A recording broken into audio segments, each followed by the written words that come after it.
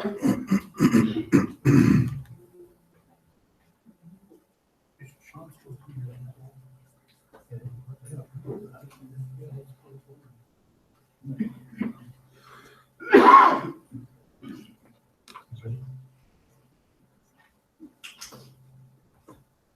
it's December 12, 2016. We will call this meeting to order with a flag salute.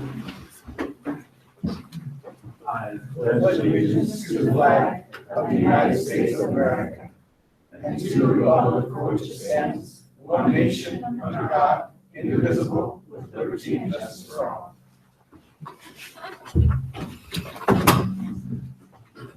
I'd like to welcome all of our guests this evening. Thank you for being here. Is there any need for interpretation into Spanish? ¿Hay necesidad para interpretación al español? If not, Dorothy, thank you for being here. Thank you. Moving on to item A3. As the board is aware, this is the time of year that we go through our election for president and vice president of the board. And so at this time, I would like to call for nominations for the office of president of the board. Nominate Juan Garza as president. Second. Motion's been made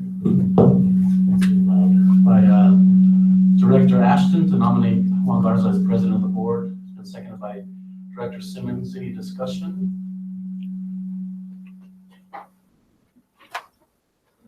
If not, we will do a roll call vote, starting with Director.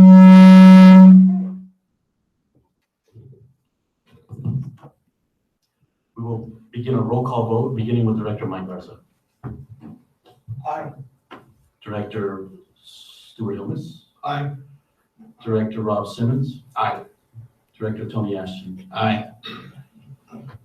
The ayes have it for the 0.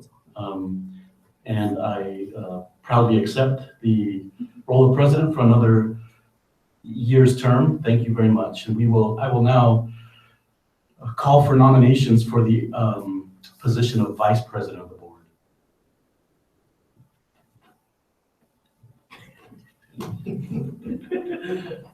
I nominate Tony Ashton as vice president of the board. Second. Motion's been made by Director Mike Garza to nominate Tony Ashton as vice president. It's been seconded by Director Rob Simmons. We will do, any discussion? Hearing none, we will do roll call vote, beginning with Director Mike Garza. Aye. Director Stuart Hilmes. Aye. Director Rob Simmons. Aye. And Director Tony, and Director Juan Garza, aye. So it'll be your only negative. Congratulations, Director Tony Ashton, another year's term as vice president of the board. Thank you guys very much, and we will move on to item A4. President, we also need to elect a president pro tempore, I believe. Good call. Or maybe just an appointment. No, it's an election as well. Okay, so I will call for a nomination for, what's the title again? President pro tem. President Pro Tem. I move to elect Rob Simmons, Director Rob Simmons as our president pro tem. Second. Motion's been made by Director Hilmes to elect Rob Simmons as President Pro Tem, seconded by Director Mike Garza. We will do a roll call vote. I'm sorry, any discussion? Roll call vote beginning with Director Mike Garza. Aye. Director Stuart Hilmes. Aye. Director Tony Ashton. Aye. And Director Juan Garza, aye. Ayes have it 4-0. Congratulations, Director Simmons, President Pro Tem. Moving on to item A4, approval of agenda. I'll entertain a motion to approve this evening's agenda.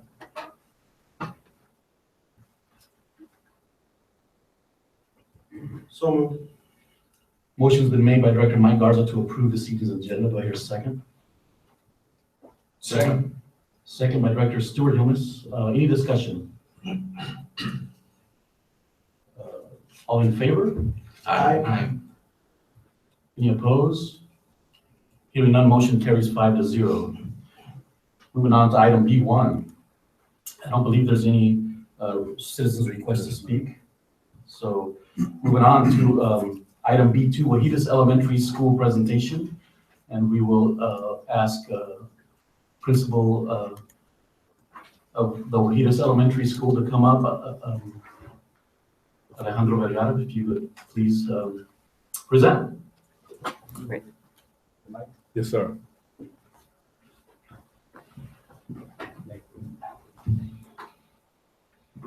Good evening. Good evening. Alejandro Vergara, new principal at Wajitas Elementary. So we have prepared some information for all of you. And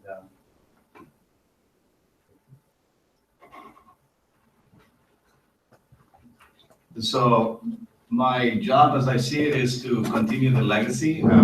I came into a system that's already been established and a system that has been highly successful in the last 2 years, as evident of the distinguished school award awarded to Wajitas this 2016. And my predecessor, Mr. Pete Perez, highly revered, highly qualified, highly loved by the staff.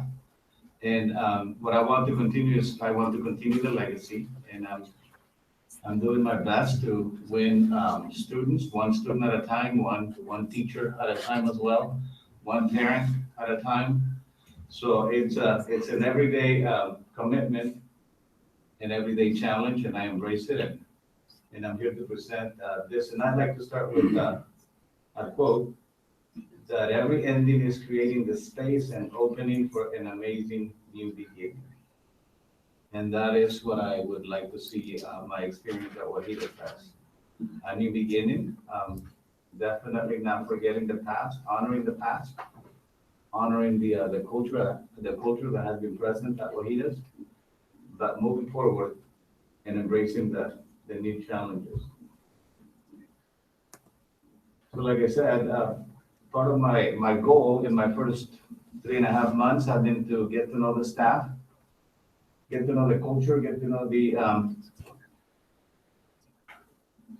new students, the new parents, all of that. We have a new principal, of course, a new assistant principal, whom I've been leaning heavily on because he's been a part of the system since the beginning. So I wouldn't be able to do what I do without his everyday assistance, commitment, and help and guidance. And we also have a new instructional coach who came to us from the middle school, who is doing a marvelous job as well, learning the system, learning the culture, and getting to know the staff as well as the students and the parents.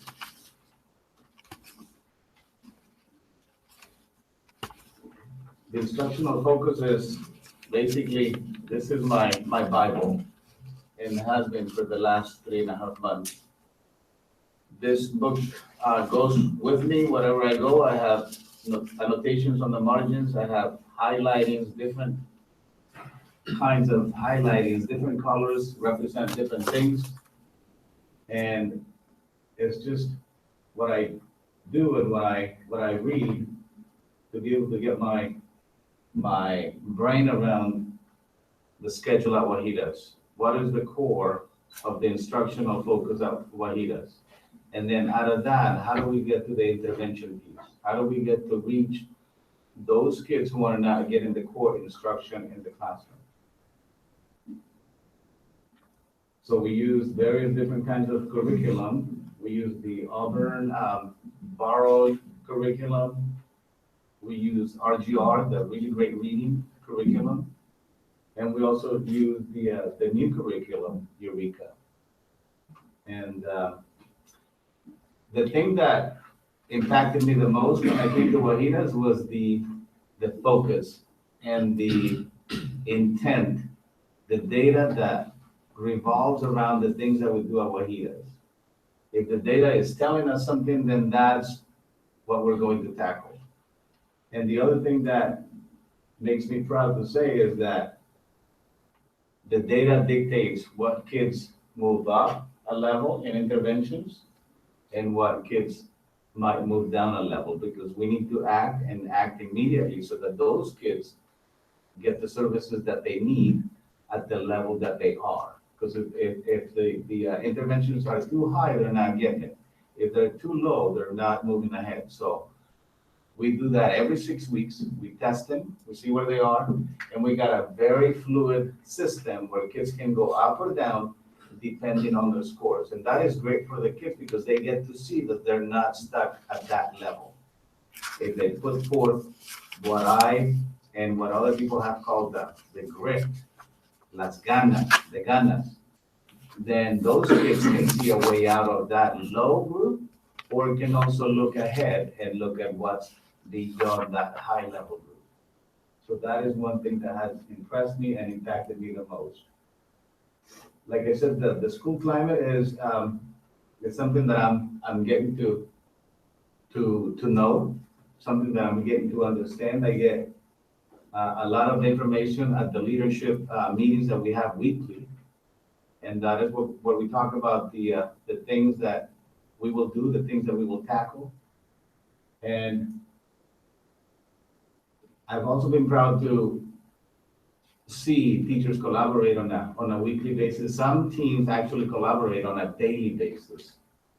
And then I've also been one proponent of getting teachers time to collaborate. So what I've done with all of the teams is I've set aside one day for them to go, and some teams have chosen to stay within the building, but most of the teams have chosen to come over here to the school district office and collaborate and look at data, look at reading, look at math, look at interventions, so that they can look at the next steps for their teams, because every team is at a different level. So that's one thing that I've been able to do for all of the teams. The last team that is getting to collaborate is going to do it this Wednesday, the 14th.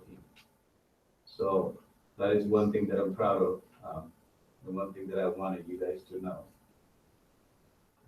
We celebrate, and my intent is to celebrate every little gain that we see. We're looking at the scores. We're actually in the midst of testing this week. So once we get the results, we will get to celebrate. And we have a celebration scheduled for the 20th at the next staff meeting. And it's just a time for us to kind of look at the data and then celebrate the gains that we've seen, because everybody's working really, really hard. And I want to be able to commend them and celebrate with them for the success that we're seeing in our students through their hard work and commitment.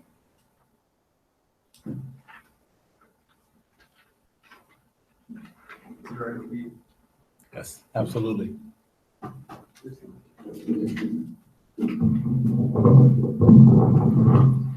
So like Mr. Vergara said, student achievement is kind of our number one thing, what we hang our hat on. And we know that we're never going to be perfect, but we're constantly going to be striving to get better. So it's all about getting our students to standard and never settling for where we are. We need to improve.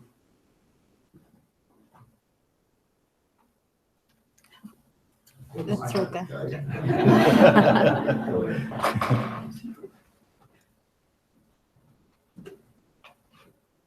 Every 6 weeks, we have the opportunity to analyze our data, especially for reading, and these scores come from our really great reading, our decoding, our advanced or beginning decoding. We also do the DIBELS fluency. The kids take STAR testing through the accelerated reading program for vocabulary. And then we also have a 10-question passage, a reading passage that we focus on comprehension. Our math data, we analyze about every 8 weeks. That comes through the FAST math, the basic math facts, addition, subtraction, multiplication, and division for the students. It also comes from the weekly formative assessments that we get through Auburn, and then of course Eureka that we've established this year. One thing that I really appreciated about the parent comments were that the grouping is flexible, and that was something that they really appreciated about being able to move kids up, being able to move kids down based on these scores.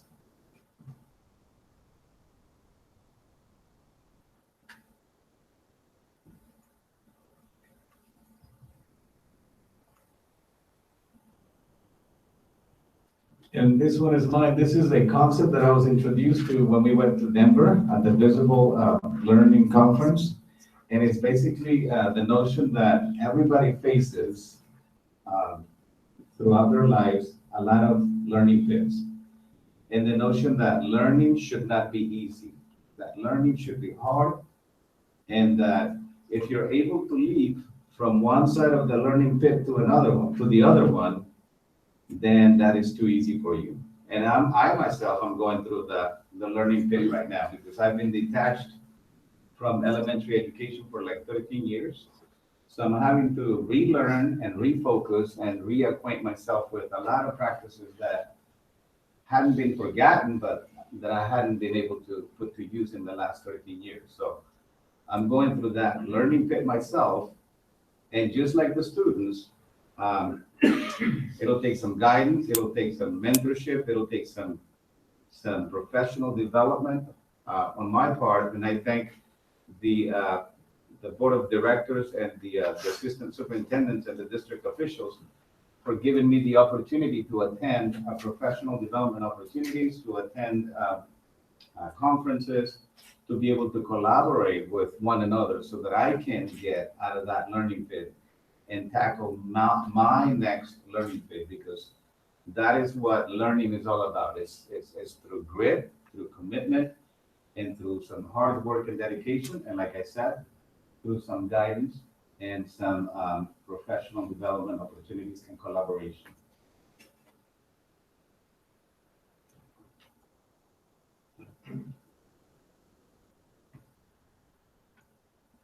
One thing that I wanted to end with is that change is difficult. I am not Pete Perez. I will never be Pete Perez. I'm Alejandro Vergara, and I'm learning, and I'm doing what I think it's right, what I think collaboration brings me. So it's a constant struggle. And like a Greek philosopher said, and I added that quote right before I left, the only constant thing in life is change. So I embrace it, and hopefully my team does too. Thank you. I have to say that since I've come to Wahidas, the one thing I'm most impressed with is that every decision is based on data and what's best for kids, because without data, you're just another person with an opinion. So I'd like to dig into some of that data. So 3 years ago, when kids came into Wahidas, only 21% of them had solid foundational reading skills. After implementing some of these systems, that went up a year later to 24%, some decent growth. This last year, when students came back to us in the fall, 30% of them came in with strong foundational skills in reading. And I'm really proud to say that in October, when we did our RGR testing, that percentage is already up to 40%. And next week, when we do our RGR testing again, I cannot wait to see the data. And I know that the rest of our teams, they're already begging to see that data, and they are looking forward to their data analysis meetings. And it's not just teachers that are excited about this data. Our paras are just as anxious as the teachers are to see what their groups are doing.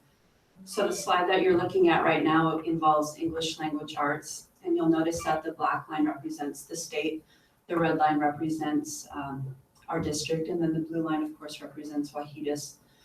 This is the top chart is a systems overview.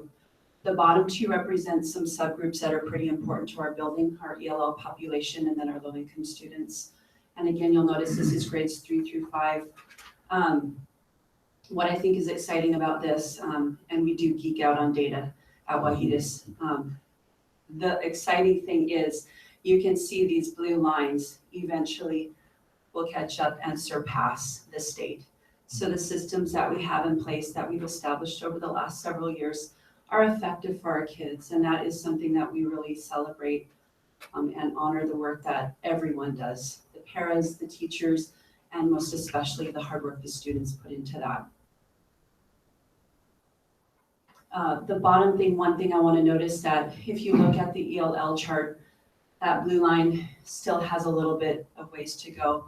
And I think one thing that we do really well at Wahidas is This really great reading program that we have establishes those foundational reading skills.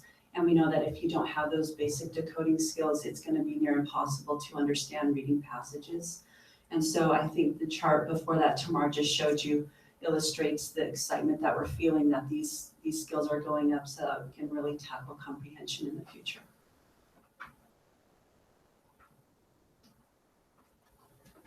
And because of the focus on reading and math in the last 2 years, what we saw in 2015 was a little regression in our ELL number of students who were transitioning, basically exiting out of the bilingual program.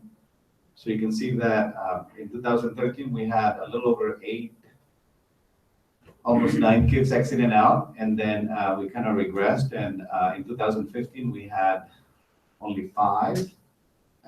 Given that it takes, according to the research, 3 to 7 years to learn a second language, we're hoping that we can exit out a lot more students in the upcoming years with the intentional focus on language development, on vocabulary development, and also with the focus to provide extended discourse opportunities to our students in the classroom. So we're hoping that that number, last year, with the scores that we got, it's at almost 8 kids exited out of the bilingual program. Again, we want to see that number increase in the future, in the near future. And the same with science. Again, the focus was a lot on reading and math, and now we're kind of refocusing our efforts into both ELL language proficiency as well as science proficiency. And last but not least, the math scores. Same thing as Sandy was saying, the blue line is WAHEDIS.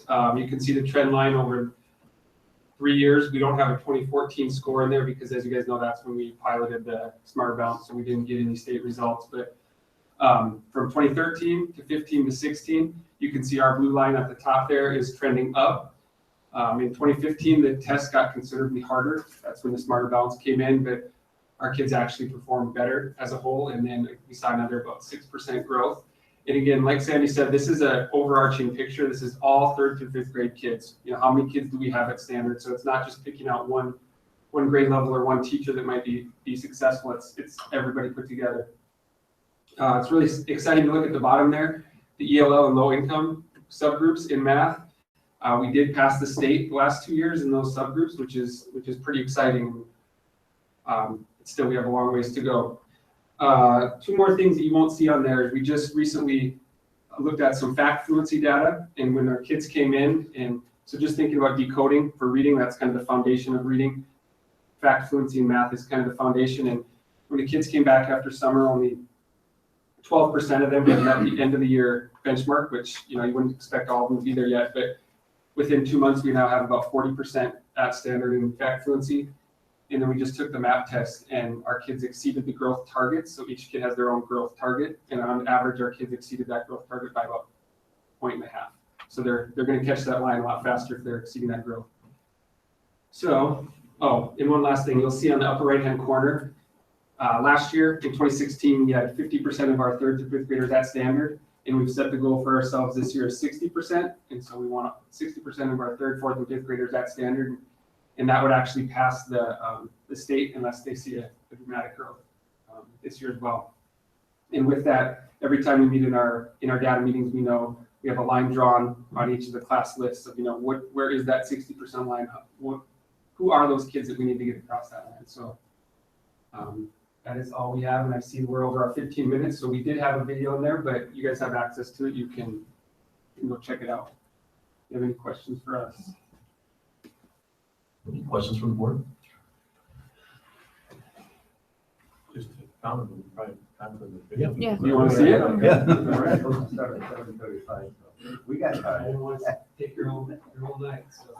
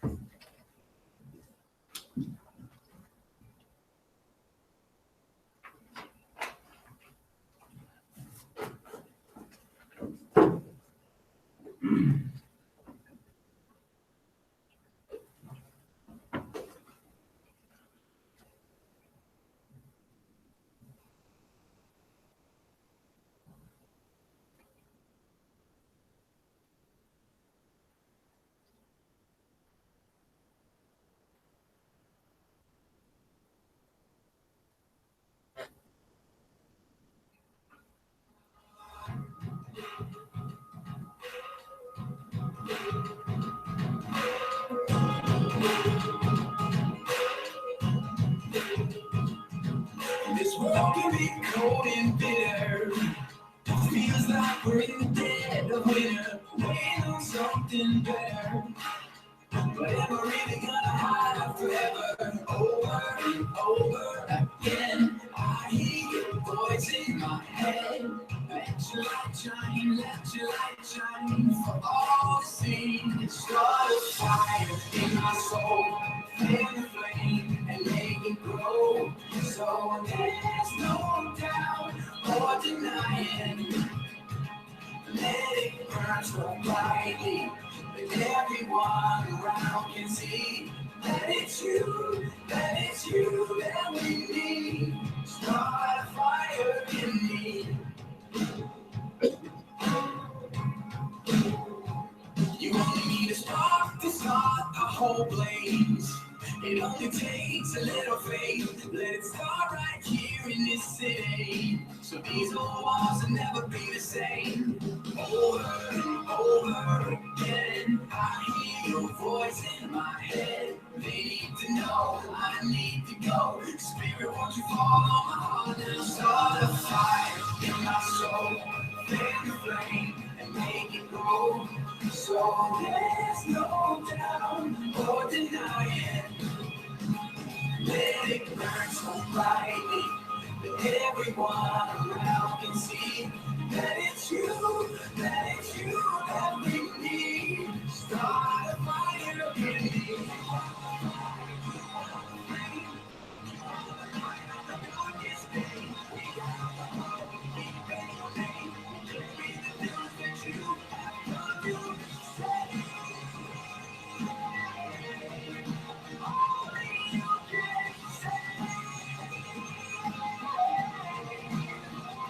Start a fire in my soul, fan the flame and make it grow. So there's no doubt or denying. Let it burn so brightly that everyone around can see that it's you that we need. Start a fire in me.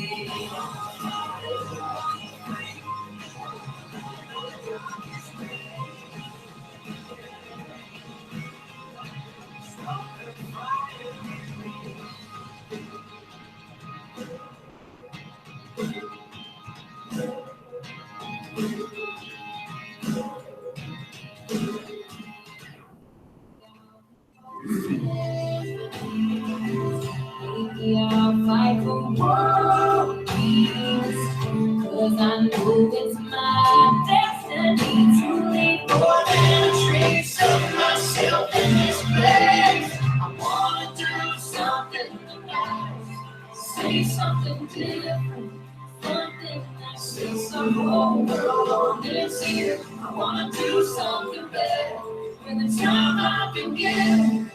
I wanna try to touch a few hearts in this life.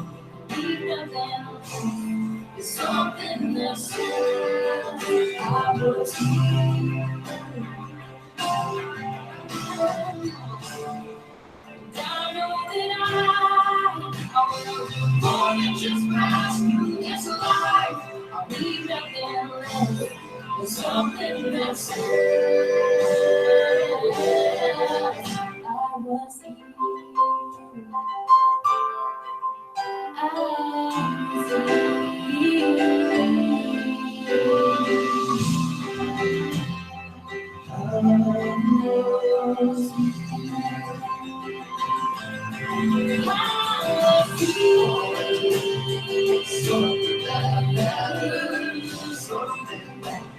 Says I was here, Wanting something that matters, something that says I was here.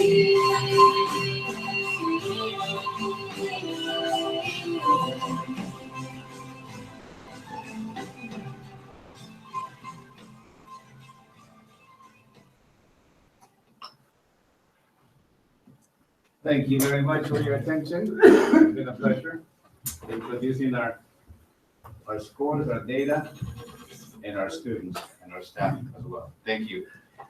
Thank you, Principal Vergara. There's no doubt that the expectation and focus is there for your kids to continue to grow. And so we appreciate all the data that has been provided for us and excited to see your legacy grow from here on out. Moving on to item B3, we're gonna go ahead and put item B3 for a later time since the mayor is not available yet. I know he has his, oh, okay.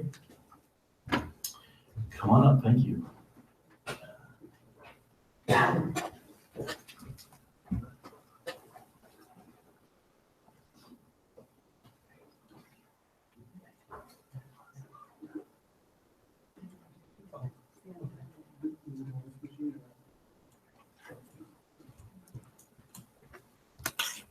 I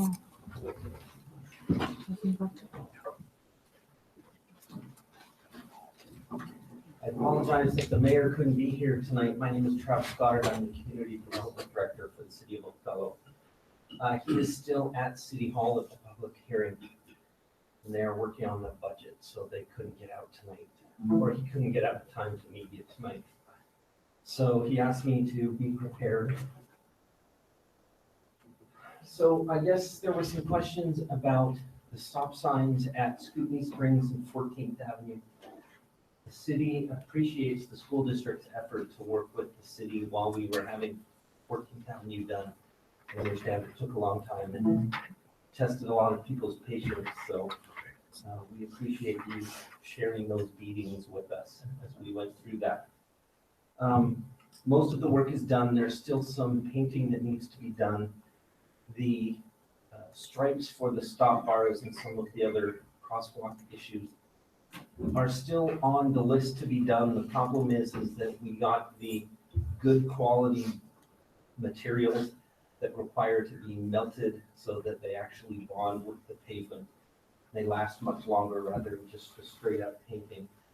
But it requires pavement temperatures and air temperature of a certain range for them to actually get that to stick. So that's why those weren't done before the winter set in. Well, can't we have temporary striping put down in the meantime? Because it's gonna be possibly March or April. Yes, the plan was to put those down, and they got the street lines and the center lines, but they didn't get to those in time. So if they have another dry spell sometime between now and the spring, we will be working on trying to get that stuff down there then.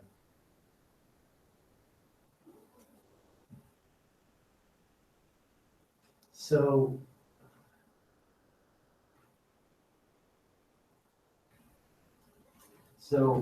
specifically, I wanted to give you a little bit of background of why the stop signs were not replaced at Scootney Springs.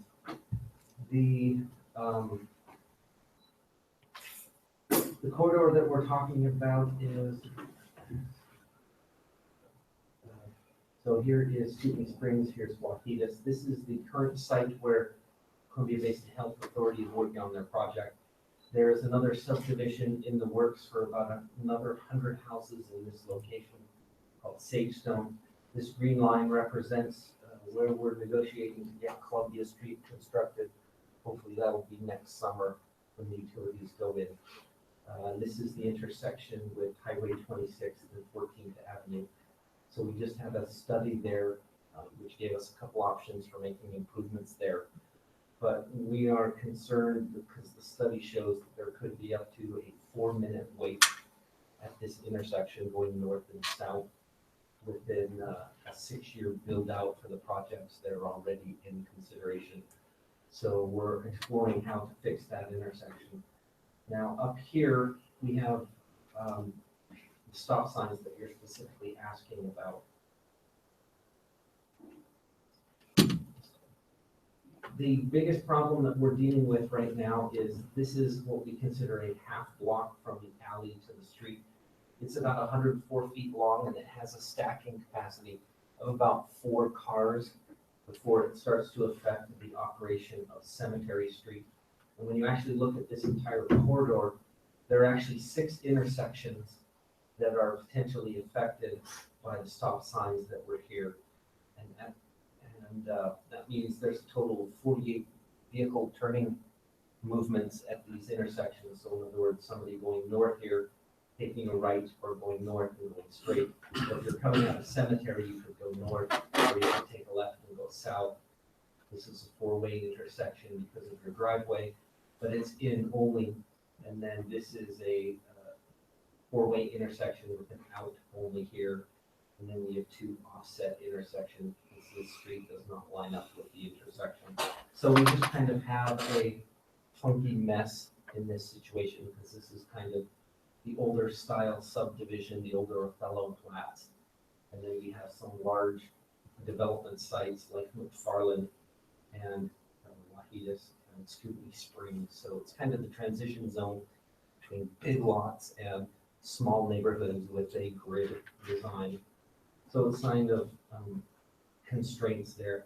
Now, the other issue that I could have covered on the previous map, and that is because of these school sites kind of in this location, the north-south grid is kind of interrupted. So really what it does is it functionally puts a lot of traffic on 7th going south past your school, past your elementary school.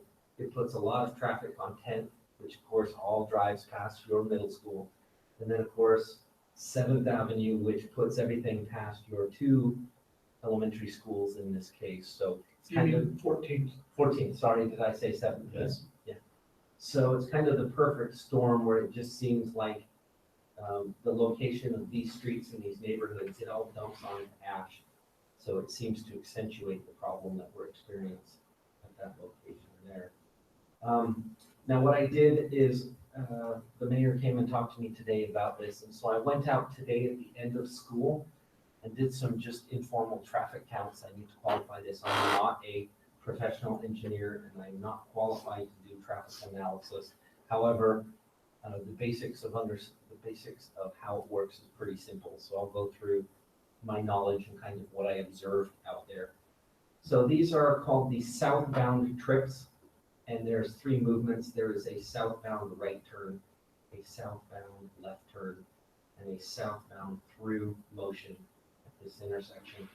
And the trips that I counted up were 43% going through, 43% turning into Scootney Springs, and 15% taking and going down Ash to the west. Now, the second intersection here, or the second leg of this intersection. Sorry? What time period did you do this? So I went out at 15 minutes before school ended and stayed until 15 minutes after school ended. So I did the peak period in the afternoon. Now, typically traffic is measured at two peak times, AM peak time, or the AM peak hour, and the PM peak hour. Now, it just so happens that the school's peak hour does not match a traditional model for PM peak hour, which is 5 to 6 or 6 to 7, depending where you are.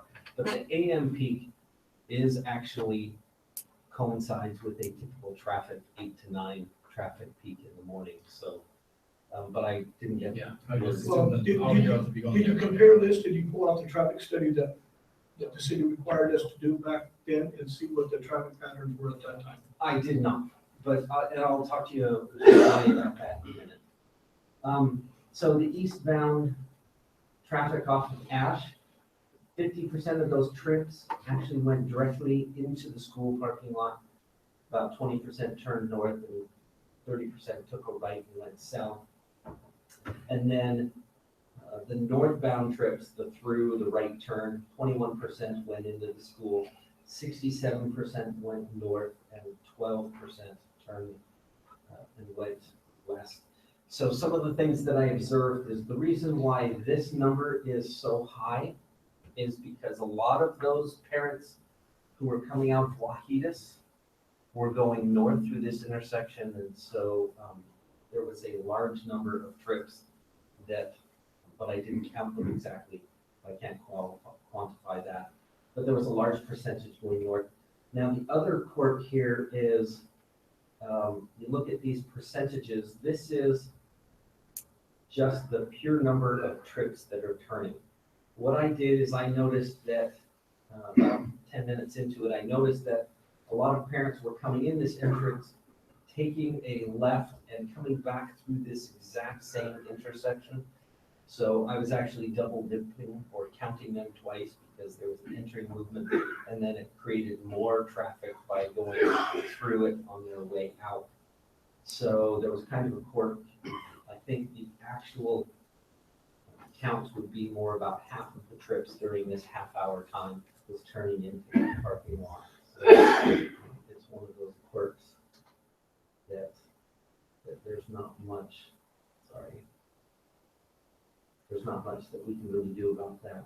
So there's a lot of perfect storms that are occurring in this case. I think a large part of it is if you are still receiving complaints, my guess is that a large percentage of that would be the people who have all drained to the south and got on Ash Street, and then they're heading east, and they're frustrated because they have to wait for a break in the north-south traffic so that they can zip across and get into the school. So I suspect that's probably the biggest number of trips that would benefit from having a stop sign there. However, once the crosswalk guards and the teacher who supervises them came out to do the flags at that intersection, what I actually noticed is the east-west connection was actually easier because the kids would be out blocking traffic so the kids could crosswalk and cross back and forth. So this movement was a lot easier once the kids started coming out of their classrooms and started crossing the street. This was actually less delay than there was going north-south, just simply because the people who were going through were always having to stop for kids crossing the street. So it's good and bad, and it's hard to quantify exactly. Right, it what that won't means. work unless you have the traffic either eastbound turned into a northbound. Then you can run into the same problem. And the other thing that's traffic study, not only is the stop signs pertinent to this intersection, but it's also pertinent to the cemetery intersection because that allows some cue for the buses to be able to pull out. Yes. Because if the bus is going west on Cemetery to turn south, they have a very difficult time turning across that traffic. And it's going to be more difficult now they have multiple lanes that they have to be watching when they're trying to turn south. Yes. Yes. And so that is true. Now, one of the other things that we did consider, and our engineers taking a look at those, that study again to reconsider that information. And that is kind of this last slide that I have here. So there were some missed opportunities to create some cross circulation at the time. So although Scootney does come through, it was not constructed, and normally there would be a north-south connector here, so that some of those teachers or parents who are picking up their kids, they come in on Scootney, down and around, they have to come out through the same intersection. So a lot of them are heading north if they can't get across the street. And so if we had a second access point, and in the comprehensive plan, we've made the assumption that there is going to be a connection to the east and further connections to the north. So that should ease some of those problems. Also, theoretically, this property north of Guajitas, if it develops, there might be an opportunity to create some cross circulation. So we would be able to disperse the trips throughout the neighborhood rather than dumping them all on 14. Because since Guajitas was constructed, we now have access to the east, and you can go through Palos Verde and get to Main Street without having to get on 14. So in really bad peak hours, traffic is much like water. It will seek the path of least resistance, and especially if you live in Palos Verde, you will start to avoid 14th Avenue. And, in some cases, I suspect at this point, there may be people who are going south to get onto the highway to go to 17, possibly even to get east of the highway or north of Main Street, because it may be fastest. So we're dealing with a lot of different situations here. And at this point, what the city has done is we have ordered some of the yellow flashing signals for that intersection so that kids will be able to walk up to that crosswalk, press the button, and it will have the flashing LEDs on the corners of the pedestrian crosswalk sign so that they'll be able to self-activate that and then get the attention of the drivers as they cross the street. So that is our interim step until we do some fuller analysis based upon all of the new trips that are going through this intersection that weren't there as part of the model for the original Wahidas and improvements at that intersection. So, the stop sign at Wahidas is gonna stay. Yes, Why is it gonna stay? we debated, or we looked at potentially doing a stoplight there, but original map. So we looked at an intersection at that location and doing a roundabout or a light. And we are also looking at this intersection here, and our preliminary study shows 3 opportunities. The first one is a right turn lane going south, taking a right going on to 26, and we have a long acceleration lane here. The second option that we're looking at is a stoplight. The problem is the Department of Transportation has indicated they will not allow us to put a stoplight at that intersection. And I think that's demonstrated by the First Avenue, which showed that a light was warranted, but they wouldn't approve it, so they ended up with the overpass instead. And so we never quite got a satisfactory solution at Broadway and First. And this one might end up in that same realm. So we're looking at a potential roundabout at this location.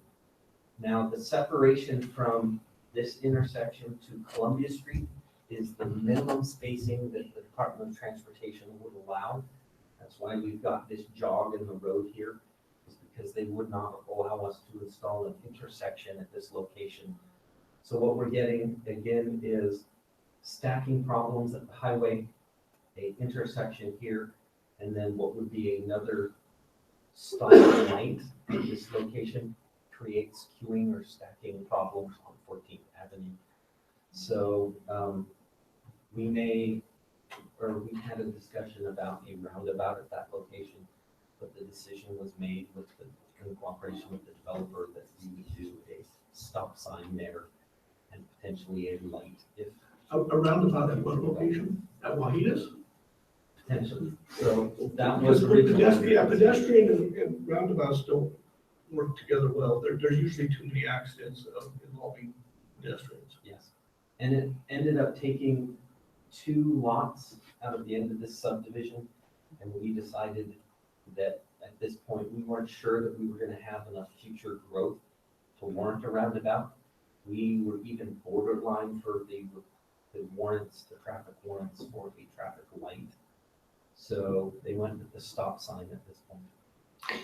And I guess that's my question is I guess when you go back to those numbers, I didn't see a big variation between what's happening at Ash and 14th and what's happening at Scootney and 14th. And so that's why I was wondering is why we have a stop sign there then if we don't need one at Ash now Okay, so to keep the traffic flowing.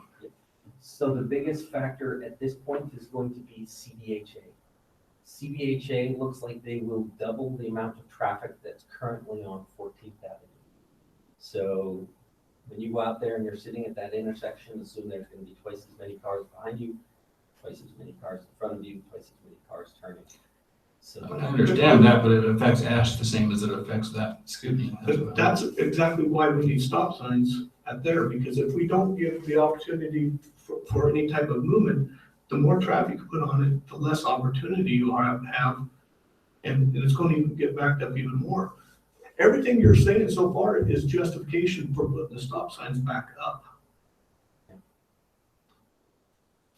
And I'm not sure, they're at Wahidas, and for the same reason they're at Wahidas, it should be the same reason that they're at Ash and 14th there in front of Scootney. It's some of the same justification. Would those, just give me a second, Stuart, would the flashing crosswalk that forces cars to stop if there's students crossing the street allow an opportunity for Yeah, that to be so resolved? then you're saying that school bus has to wait until some kid walks across the street in order for him to access and go south on 14th? I don't think we want to use children as something to control traffic. I don't think that's the point of doing that. That's for the children's safety when they're crossing. That's not for traffic movement. They're two different things. And all I'm saying is that whatever the situation is at Wahitas is the same situation as Scootney, and I don't understand why. It is. In one situation, we're saying we don't need a stop light or stop sign, and then the other one we do. Because CBHA affects them both. And that's my concern to the Did the citizens. CBHA do a traffic study? They did. And part of it is CBHA, a large percentage of CBHA will head north, but a large percentage of that will also turn and go down Scootney, because Scootney functions as an arterial. And the purpose of an arterial or a collector is to take traffic from one area and to do a higher volume, faster speed to transport those trips. So a large portion of trips will come out of CBHA and take a left. A large portion will go south. And so it is true that a lot of trips will also go north, but it will only be a portion of what initially goes through this intersection here. Because I believe this is a 30-70% split. 30% will go to the highway, 70% of peak hour will go north, and then I believe 40% of that will go down Scootney, which means that only 3 of 10 trips will go north, as opposed to 4 of 10 will take a left there. What are they projecting for their trips per day? Well, their PM peak hour, if I remember correctly, is, so their PM peak hour, I believe, is about 300 trips, and that's between 5 and 6. Their AM peak hours is 263. So did that traffic study go all the way down to 7th and Scootney then? Because it seems like if what you're saying is true, there's gonna be another bottleneck down there. It did not, and Because of the people coming. And so to then my other the high question would be, school. did they evaluate Ash with the stop sign and evaluate it without a stop sign? let's see, I believe they evaluated it with a stop sign. Let's see, so their PM peak hour from just the medical clinic will be 288 and 243 for their AM peak hour. So their trips in the morning are going to be more important than the PM peak hours for after the trips.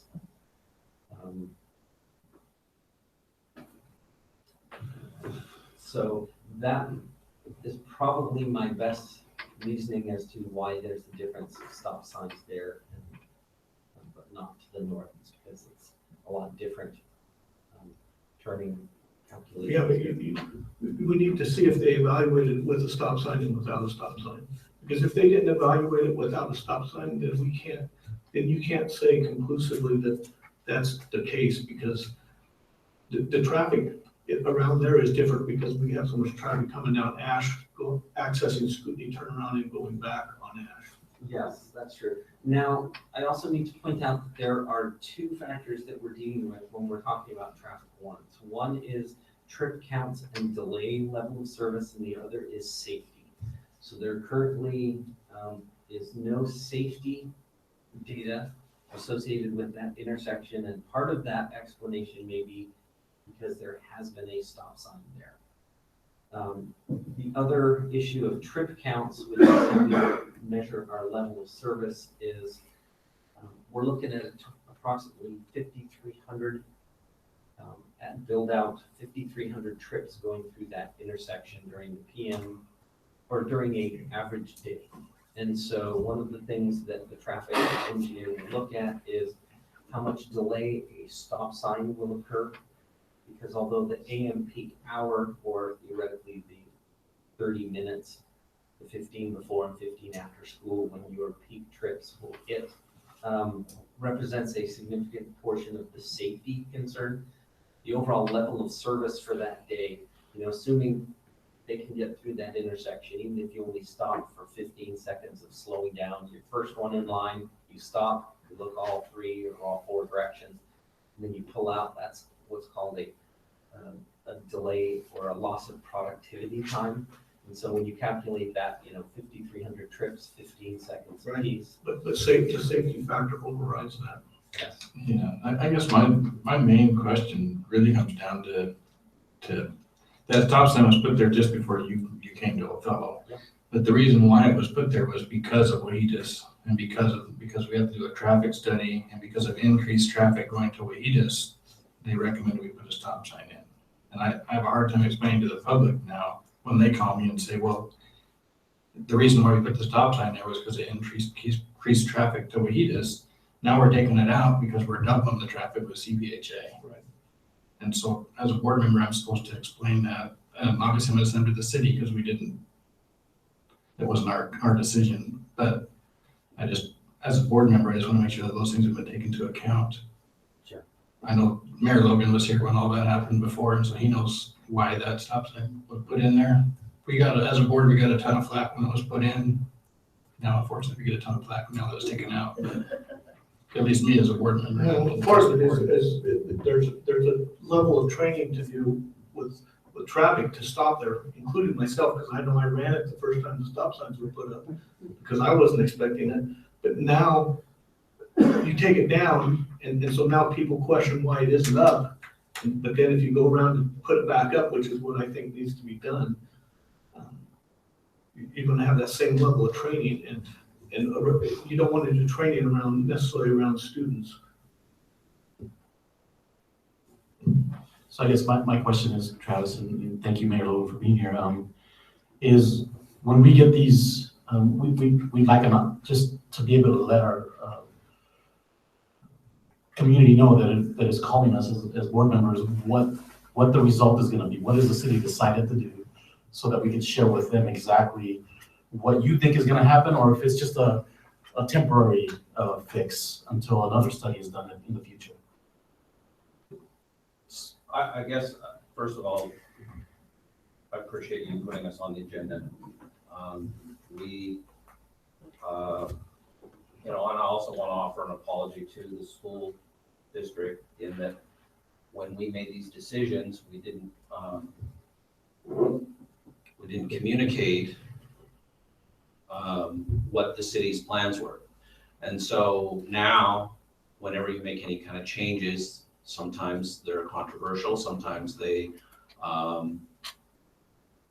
ruffle a few feathers. We understand that. You guys are familiar with that as well, probably more so even than we are. So when we removed those stop signs, I think Travis, have you finished your presentation? Yeah. So he went through, and I think you can see, if you take the SimCity view here, what is coming down the pipe, what the future growth of the community is. Part of this is the city missed an opportunity when you built Wahitas to put in additional traffic routes, which if anything is ever built in between the two schools, those traffic routes will be part of that requirement, and that would relieve probably, I would say, at least 90% of the problem that we're experiencing with everything collecting on 14th Avenue. So, But Sean, I actually don't totally agree with you on that analysis, because all you want to do is push more traffic down Cemetery. Unless you get them trained to go east on Cemetery up through Palo Verde. Because if they come back onto 14th, you're actually going to compound the problem. There at Cemetery and 14th is one of, like I said, that was part of the reason why the stop signs were put on, is because we couldn't get our buses out from Cemetery onto 14th. actually, I gotta correct you on that. The main reason that is because the school district used to have the bus route from down the alley from McFarland, and those buses were coming across trying to go over to Cemetery Road. And that is one of the main reasons that the traffic study showed that those stop signs were needed so that those buses could continue to make that flow. And since the school district has rerouted those buses, a large segment of the reason for those stop signs is now left. So I understand that, safety is always the issue with regard to stop signs, with regard to schools. And I feel like, the city, we need to move traffic. And one of the things that happens when that traffic study was done, the only access onto 14th Avenue from the south up by Wahidas was Gemstone. Today you have 4 other streets. You have Cypress and Birch and Gemstone and Scootney, and eventually in the next year or so, we're gonna have Columbia Street. So what happens whenever you have alternate routes is people, if Ash is too busy for them and they don't wanna wait, they're gonna take an alternate route. So that's what we felt was when we were looking at this and we made these changes. It just is unfortunate that we didn't come to the school district and let you know what the plan is, but I think tonight you understand now further what is coming down the road, and as eventually as this property begins to develop south of Columbia Basin Health and behind, we are going to have alternate routes back there that do collect onto Cemetery Road, and again, we believe this is good planning. I mean, Travis is, our community development director. He helps us as a city try and make plans as we plan the growth of this community. Traffic is one of the considerations that we have to make. So anyway. Right, so you guys required us to hire a traffic engineering firm to come in and do this. But yet you're making the change without, so far that I've understood, is there's been no traffic analysis done in order to, we had to justify in order to put the stop signs in, but there's no justification to take the stop signs out other than we think that's the best thing. Mm-hmm. But I don't see a traffic analysis done by a firm to back up that point of view. It might be the right, I'm not necessarily saying it might not be the right thing, but where's the proof to back that statement up? I think as we proceed down here, this is our first step in addressing what the school district's concerns are. I don't think we're done. I think, the city of Othello continues to work together with the school district. We were really appreciative with everything that the tremendous amount of transportation nightmare that created for access to Wahidas as we constructed 14th Avenue. But there was a really good line of communication, and I think we worked very well together with regard to that. So now, with regard to this issue, if it, right now, at this particular moment, we also, I don't know if Travis mentioned that we're also planning on, we ran out of time in the weather, we couldn't put in the crosswalks, and as you're aware that those are heat strip applied, and so we intended to take care of that part of the project in this spring. And I guess the other thing I would say is that if it isn't working, obviously the city is going to be watching this in addition to everybody at the school and the school board. If this isn't working and this solution doesn't work, then we're going to have to go back to the drawing board, and at that point, traffic study, and at that point, additional measures will need to be taken. But this is just our first step, and I think putting in those lights, we received some good feedback from the school with regard to those crosswalk lights. One of the concerns is that with those stop signs, and I don't know if Travis mentioned that, but school isn't open 7 days a week, and the need for slowing and or stopping traffic really is the peak time of the school is about a half an hour in the morning and a half an hour in the afternoon. And with the additional development that's taking place south of the city, does it make sense to slow everybody down 365 days a year, 24/7? Or does it just make sense to slow them down during the school hours? And that's what, or during the peak times in the morning and when school's out. So those are our considerations. I would think that you would want to consider that we want to keep the dialogue ongoing. And if you see that this is becoming a problem, the city would be more than happy to readdress this issue to the school board.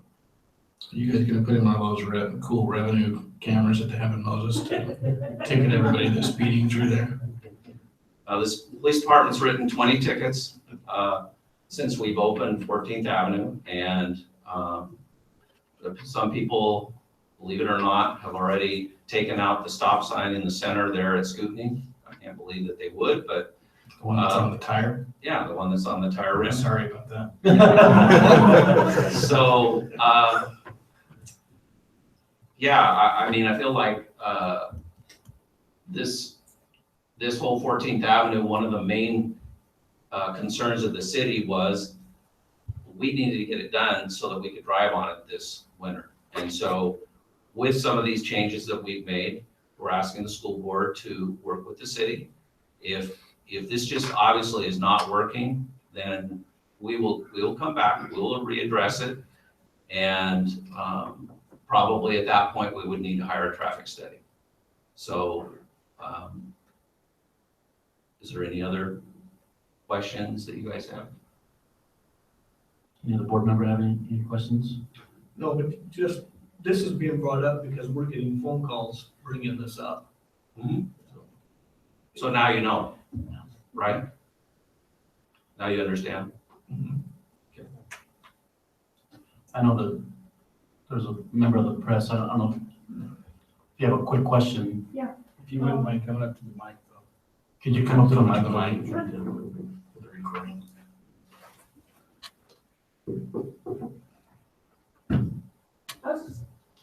I was just wondering, 2 schools and a hospital in the new development, that's a lot of traffic for that little dinky road.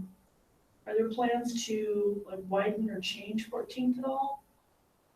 Down the road? It's 5 lane. It's been widened. You're talking further down. Up to Main Street? Yeah. You know, that's a good question. Currently, no, because of money. And that's the other thing, I need to explain, Scootney, just a minute, what happened there at that intersection and when we had a former engineering firm did the bid documents, and earlier before they were done, they were asking us what did we want at that intersection? Did we want a stoplight? Did we want to stop signs, or did we want to put in a roundabout? And so we bandied around different options as to what we wanted to do. And I think what happened, we finally, it was this time, I think in November, over a year ago, we decided we wanted to put in a stoplight because we agree with Stewart's assessment that a roundabout just doesn't work very well when you have students crossing the street, because it's just, in roundabouts at some point, they're kind of confusing for people who've never used them. So the bid, we understood when those documents went to bid that there was money in the TIB fund for because we received grant money for a large share, I think 75% of this project. And the streetlight was left out. Streetlight's a $450,000 item.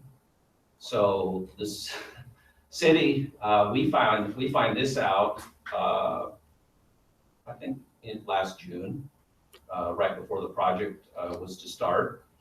And so we had to make a decision, what were we gonna do? So our decision currently is stop signs.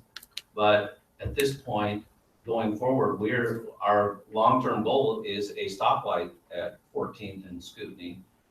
And we're just gonna have to come up with $450,000 to pay for it.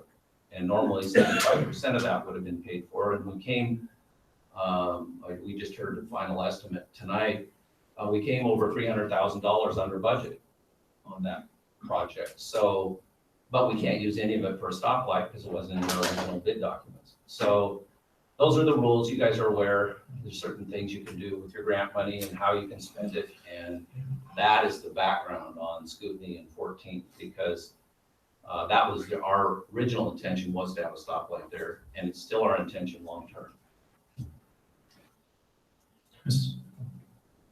Just one more question, I already asked this. Can we at least do temporary crosswalks?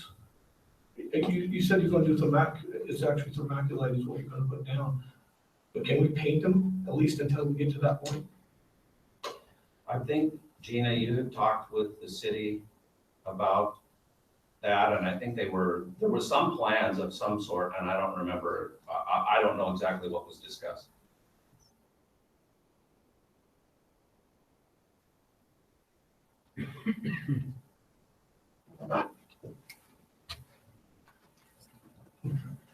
This one. Turn it on. Just turn it on. So there was some discussion about doing temporary painting of some kind on the pavement, but I do believe there was still, I don't know enough about the temperature of the pavement, but I was told there was, even with paint, there was some, some issues with temperature. So I do know I saw the little flashing lights on Scootney this weekend, so that was the backup temporary to the painting, which was temporary to the heat strips. So I was also told if the weather was warmer, they would attempt to do the temporary paint. So. Also, we were admonished a bit by the Transportation Improvement Board that we needed to start our projects in the spring rather than in the summer, so that we finish them and all the things on time. And so First Avenue is going to get finished from where we ended, from Main Street to where we ended up. It's going to get done, completely redone this next spring, all the way down to Highway 26. So yeah, the city's still moving forward on some of them. Those are two of the main entrances into Othello now, from Highway 26, so 14th and 1st. So we're starting our projects in the spring rather than pushing. And I think some of that was we were concerned about how long the school was going to be closed, and we thought we could get a lot more work done when the school was closed, which we did. But if I look back on this now, and in hindsight, I would say that we should have probably just started in April like we had originally planned to begin with. And then we would have been done by the time school started. And I would feel like that was more of an interruption to the school, that probably had we made that decision to start in the spring, it would have been better for everybody. But again, sometimes these projects are a work in process, and we are all learning, and communication is always the key.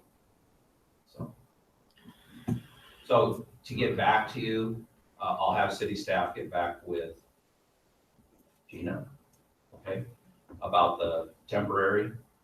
And if the school board sees a big problem with that intersection again at Ash and 14th, I would appreciate if you'd notify the city and let us know, and we will likely then at that point perform a traffic study and see what the traffic flow should be. Okay. Mr. Mayor, thank you for being here, your willingness to come and answer questions. I know you're a busy man, and Travis, thank you for that presentation. We really appreciate it. Look forward to working together in the future. Thank you. Thanks. Moving on to item C1, I will entertain a motion to approve this evening's consent agenda. Before any motion on that, I just want to ask a question. I know that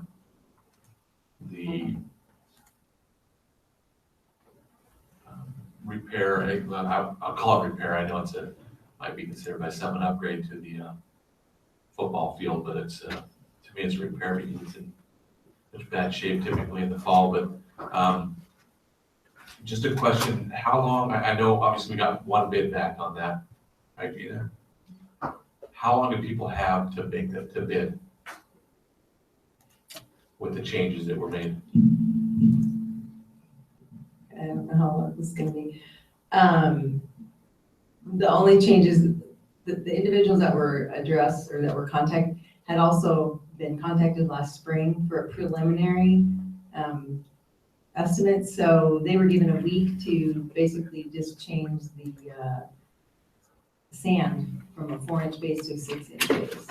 So the 3 that were contacted, all responded, but 2 indicated they wouldn't be bidding and 1 submitted a bid. Okay, so we got a response from all. Yes. Okay. I was only asking that question just because for moving forward, I just want to make sure that we've had enough competitive bids.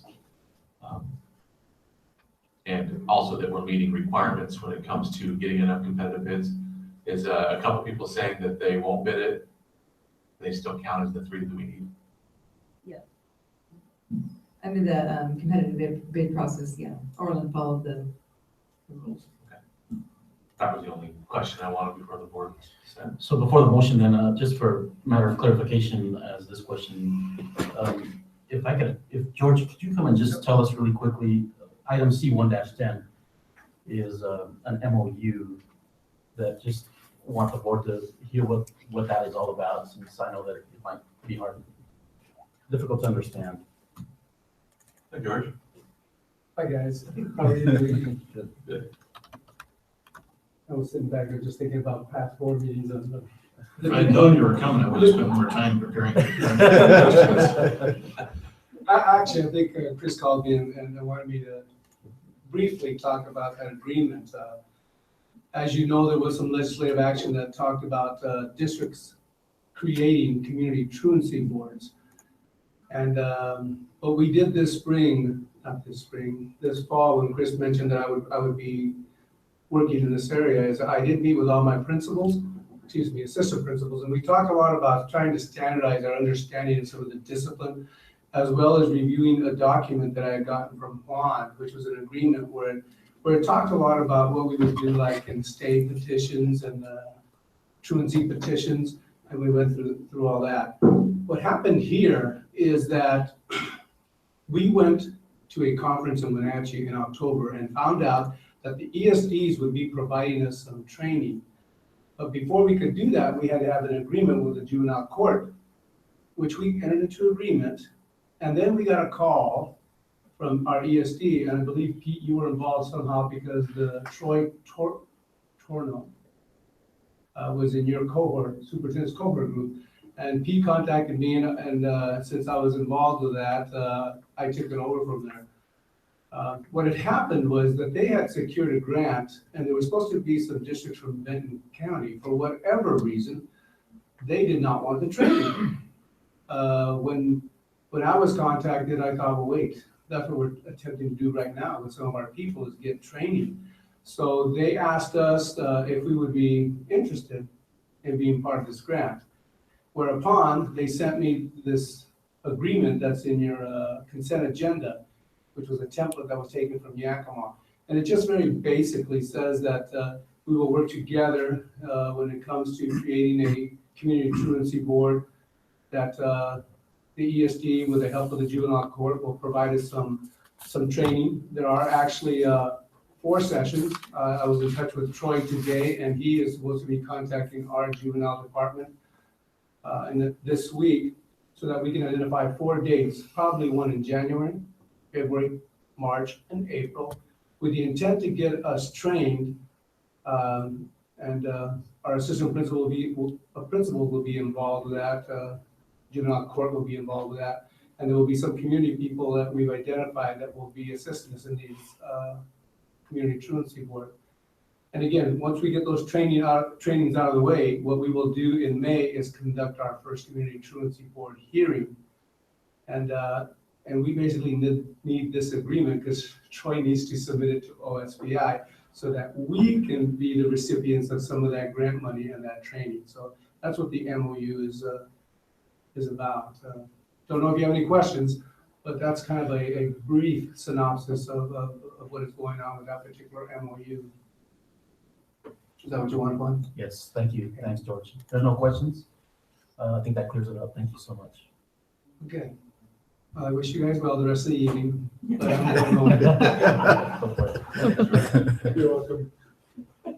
So I will entertain a motion now to approve this evening's consent agenda.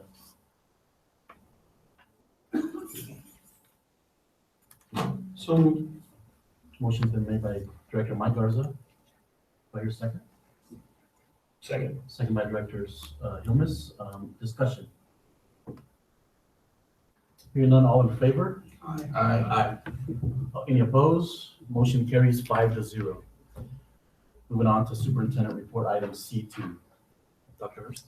Yes, this is a very exciting time in Othello School District and in the Othello community.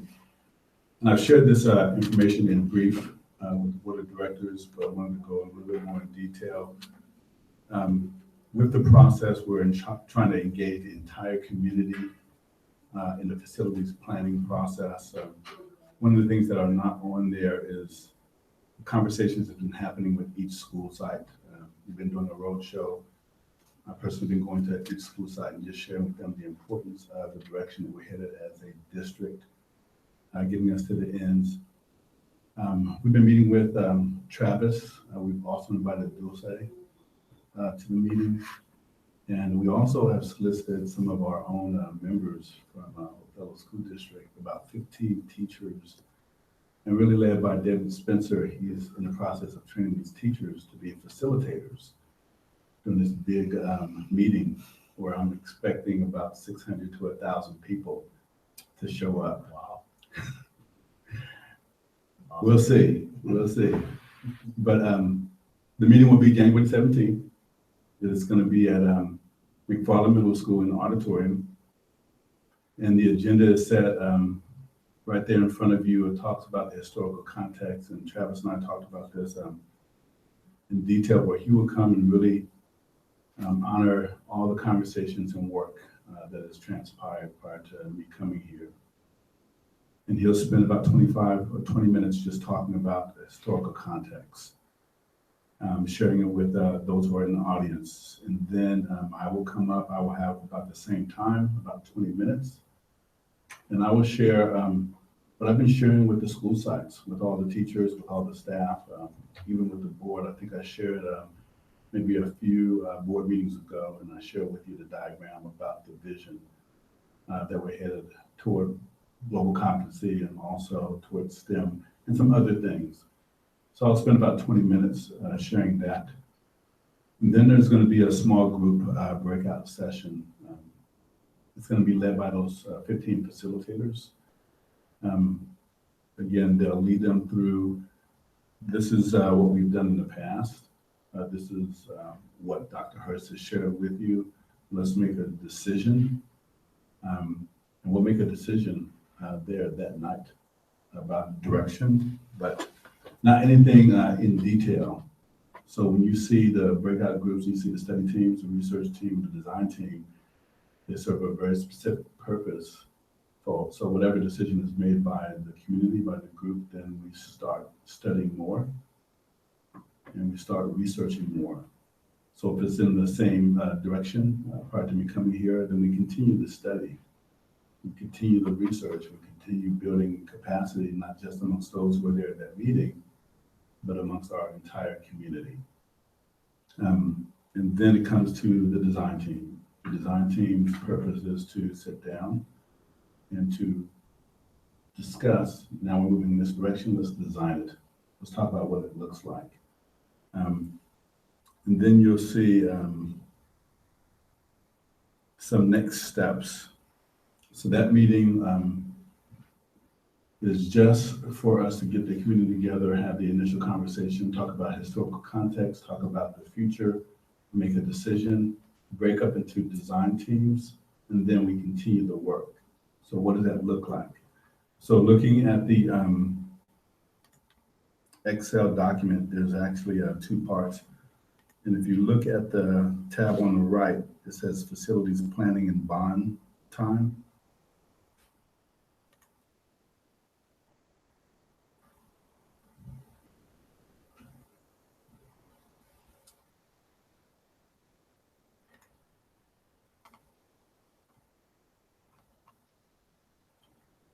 So when you look at the event on the 17th, we're talking about the event at McFarland Middle School. And then you can see the study teams and the research teams, whatever direction we're moving forward with, will be broken up into study teams, research teams, led by the 15 facilitators. And then you can see the continued work. When you see R&D team, we're just talking about this research and design team. So at some point, the study team will collect all of our study and all of our research, and it'll start moving toward a design team where we're actually designing the facility or our needs. But you also saw in the description that I shared in the other document that the research team, design team, one of the purposes is to ensure that we're building capacity in the community. So we're not just keeping it to ourselves, just not keeping it to those people who are in that meeting, but we're building capacity in the entire community. So you see a number of readings that's happening there. So we just want to make sure that we're updating the community regularly. And those meetings could be a little bit more frequent. So we just put some tag points there for right now as placeholders, but those could increase. But then you see a marketing strategy also that goes from June, where you have a design that's being proposed to the board of directors, and then you see us moving toward community education. And again, those are tag points. Those could be more frequent also. But then as you move forward, you can see where we put the last day to file for resolution, and then projected election date, because it wasn't on the county calendar at that time. Moving toward next year, February 2018. I want to bring up the other document also, which is the timeline for communication. So we've already started our communication strategy. We've already looked at our flyer. We had that created by a person that we work with. We're having it translated into Spanish. That will go out starting next week, really on December 19th. And we looked from now until the 17th, how can we strategically communicate with every stakeholder, not just with inside the district, but outside the district also, that touches the lives of our students. So not going over everything in detail, but you can see the number one corresponds with the number one and the target date, and then who is responsible. And it just goes down the list. So we try to look at many venues, different types of media, and how we're going to address them, who's responsible. So again, this is a very exciting time. I think it's going to be a very big event, and having a number of people at the community event, and really just to initiate the conversation about our future needs, future facilities. Just a couple Yeah. quick things.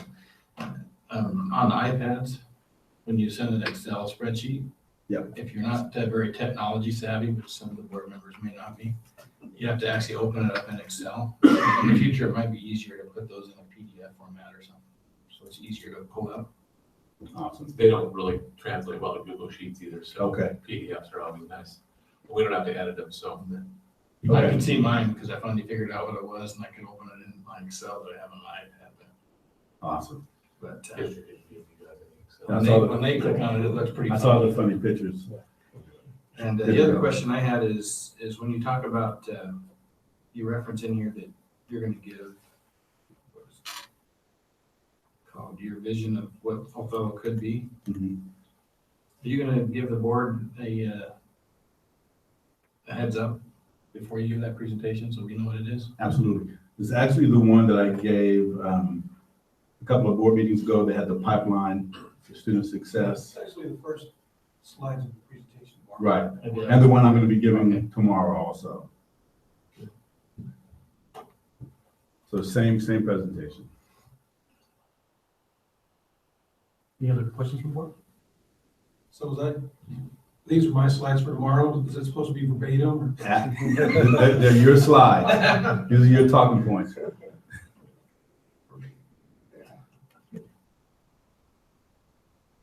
Thank you.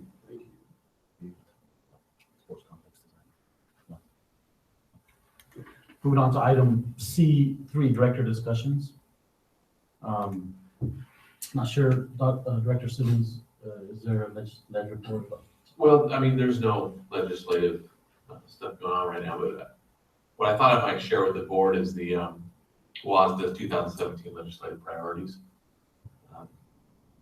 Top priority, investing in our students, providing flexibility and resources to meet every student's needs, provide stable, sustainable, and equitable revenue for basic education, enact levy reform to maintain current district funding and mitigate differences in local taxing capacity. Second priority is supporting our schools. Fully fund the actual cost of schools construction required to meet basic education requirements. That'd be nice, huh? Empower voters to approve school bonds by a simple majority. So WAS is supporting the simple majority for bonds. Allow construction of schools outside of urban growth boundaries when specific criteria are met. I believe Moses Lake ran into that issue, right? They had a site that was outside the urban growth boundaries. Update the State Public Records Act, allowing districts to collect fees for electronic records and providing a process for recourse when requests are considered frivolous or harassing. And then last item, attracting and retaining quality staff.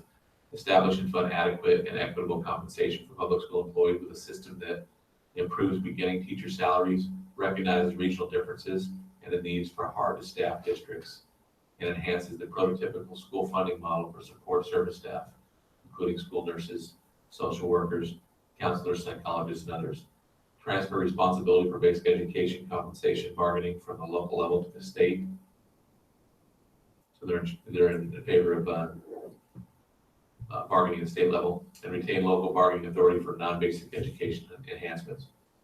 Remove barriers that perpetuate teacher shortages. That includes certification and evaluation redundancies for teachers who have proven themselves highly effective in Washington or other states. Incentivize teachers to work in hard-to-staff districts. Invest in professional development, collaboration, and preparation time for teachers. So those are the 2017 WASDA legislative priorities. Awesome.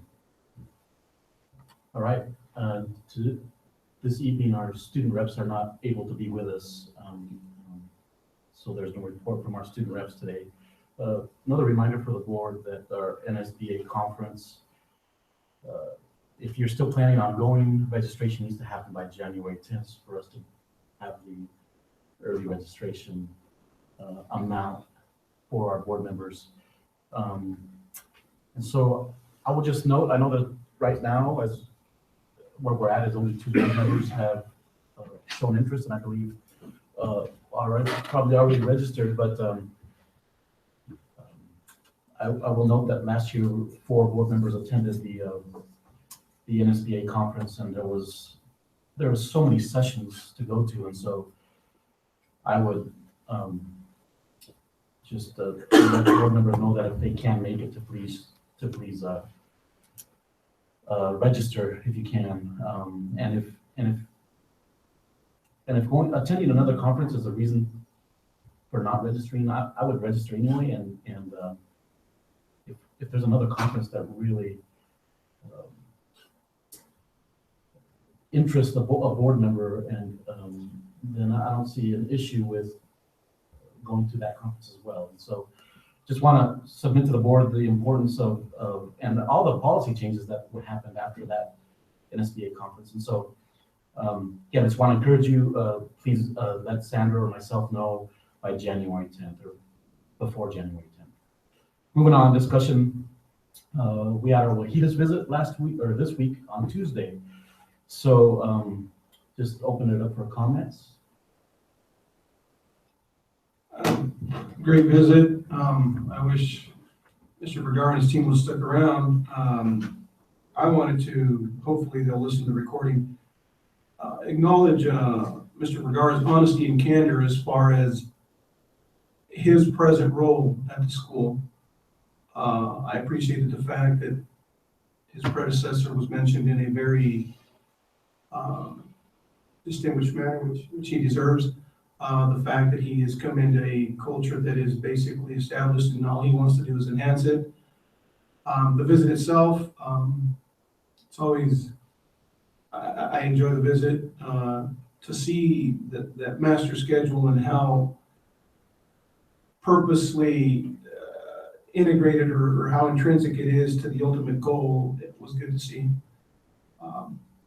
Always a great visit. I appreciated the teamwork tonight with their presentation and how everybody was involved. So, Chris, if you get to see them, please send the kudos to them. It was a great visit overall. Anyone else? Oh.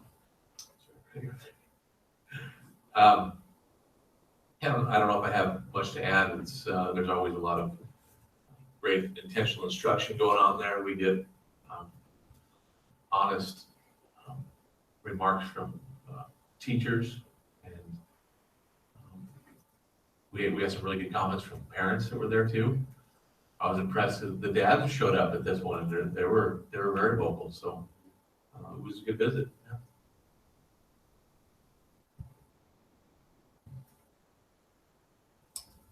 Great, thank you. I think you guys have said it all. Really, it's always great to visit Wahitas. They're so focused and inspiring. So moving on, I believe there was a request from a board member to talk about capital levy committee. And so just share with us what your intentions are and how we could as a board come together. Well, that was my request. I figured we'd be talking about the capital levy, and that is not on the agenda, but if that timeline, I guess we did discuss it a little bit in Chris's memo, but if our timeline is to get information out to the community by May vote, I think that the board either look at a committee or come up with a plan of how we're gonna get the public aware of it in a short 4-month period.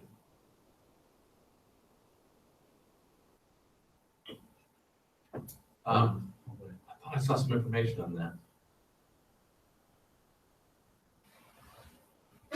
Did I imagine that? I looked at a lot of stuff last night. Was there? It is on There's there. a capital levy committee, right? I actually overlooked it in my report, so I was supposed to actually Yeah, report out. here it is. There's a timeline. It's in the Absolutely. our presentation. Yeah. Capital levy sample timeline. Well, I saw the timeline, but And there was some information about a committee in there though. it says committee, but who's on the committee? Is it a board committee or a district committee? I assumed it was a district committee since it wasn't being presented to us.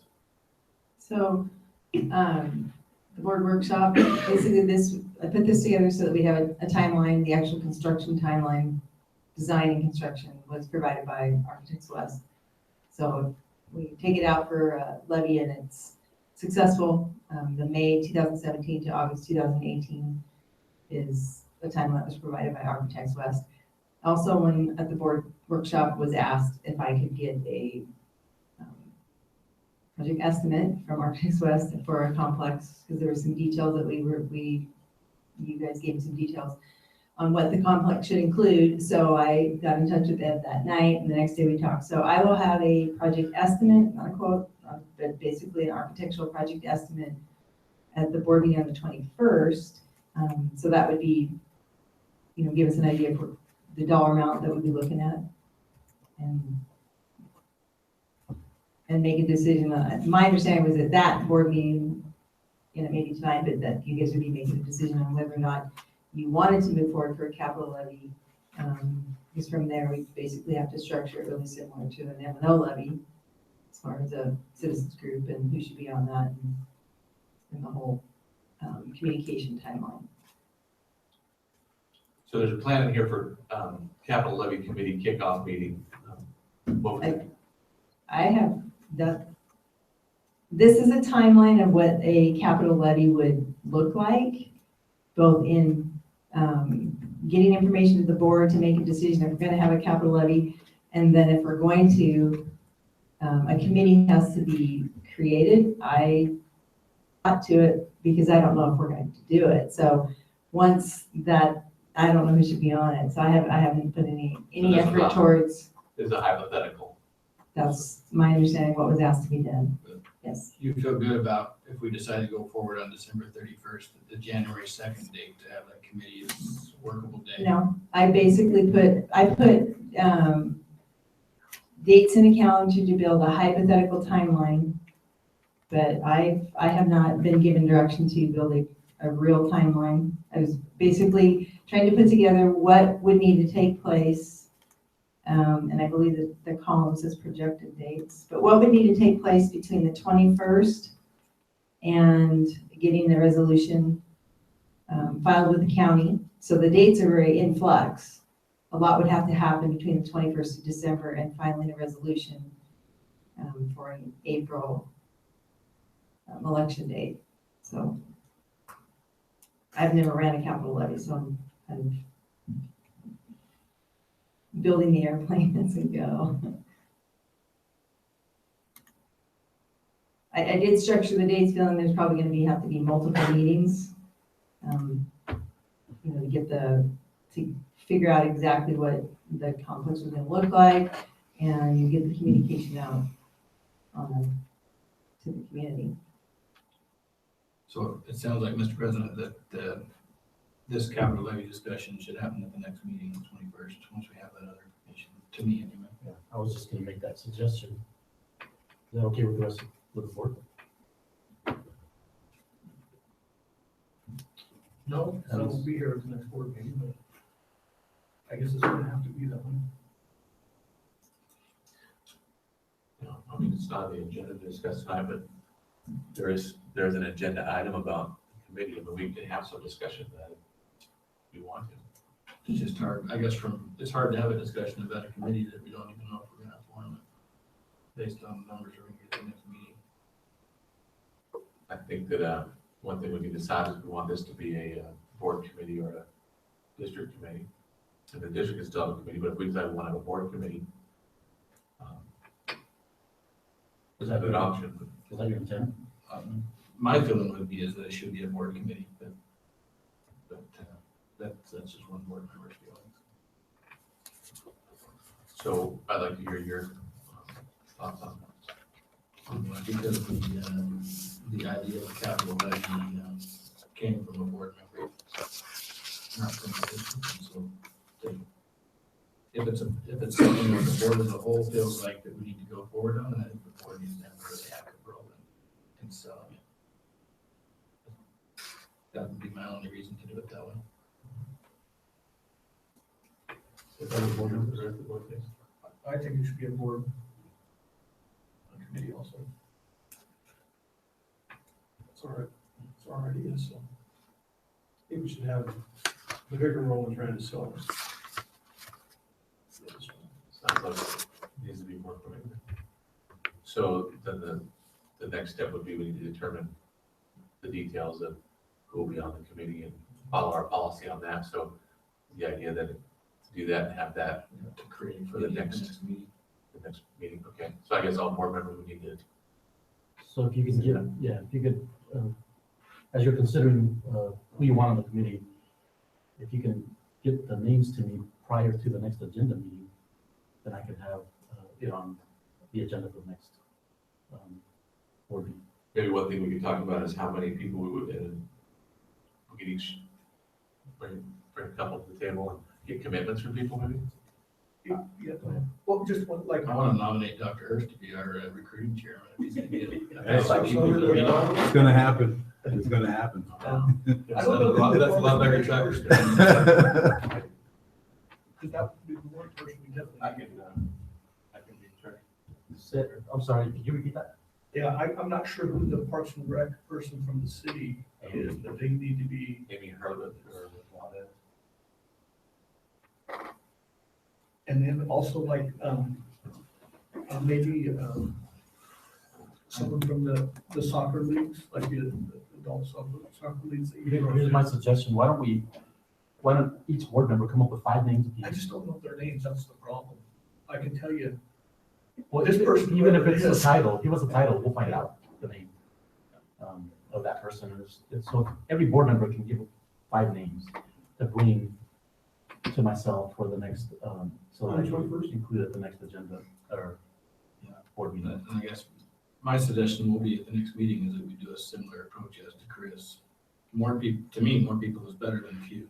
And so I like some of Chris's ideas to get the word out. And my suggestion will be not only to do that, bring those names, but that we have a kickoff meeting that we invite everybody to come to and be part of the process. Did you say the next meeting will delegate some duties to Chris? I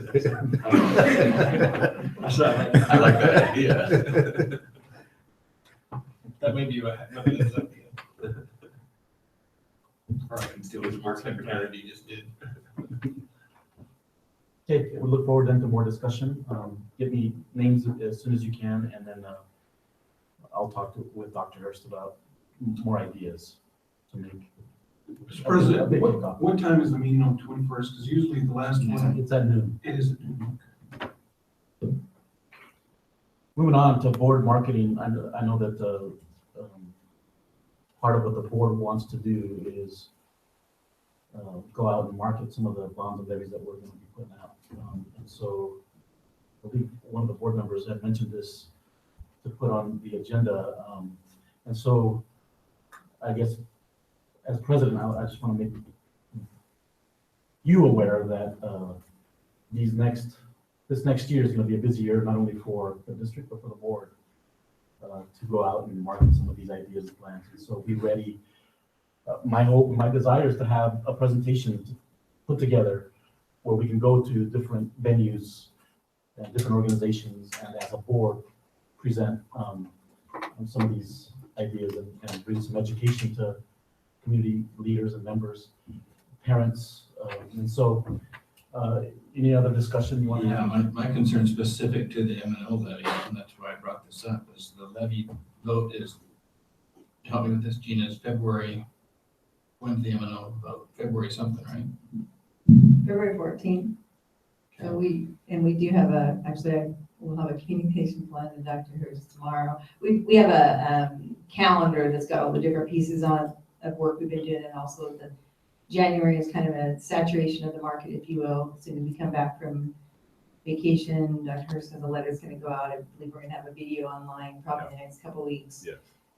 Ben is working on a web page that will be specific to the levy. So there's a lot of stuff brewing that's going to kick off in the next week or two.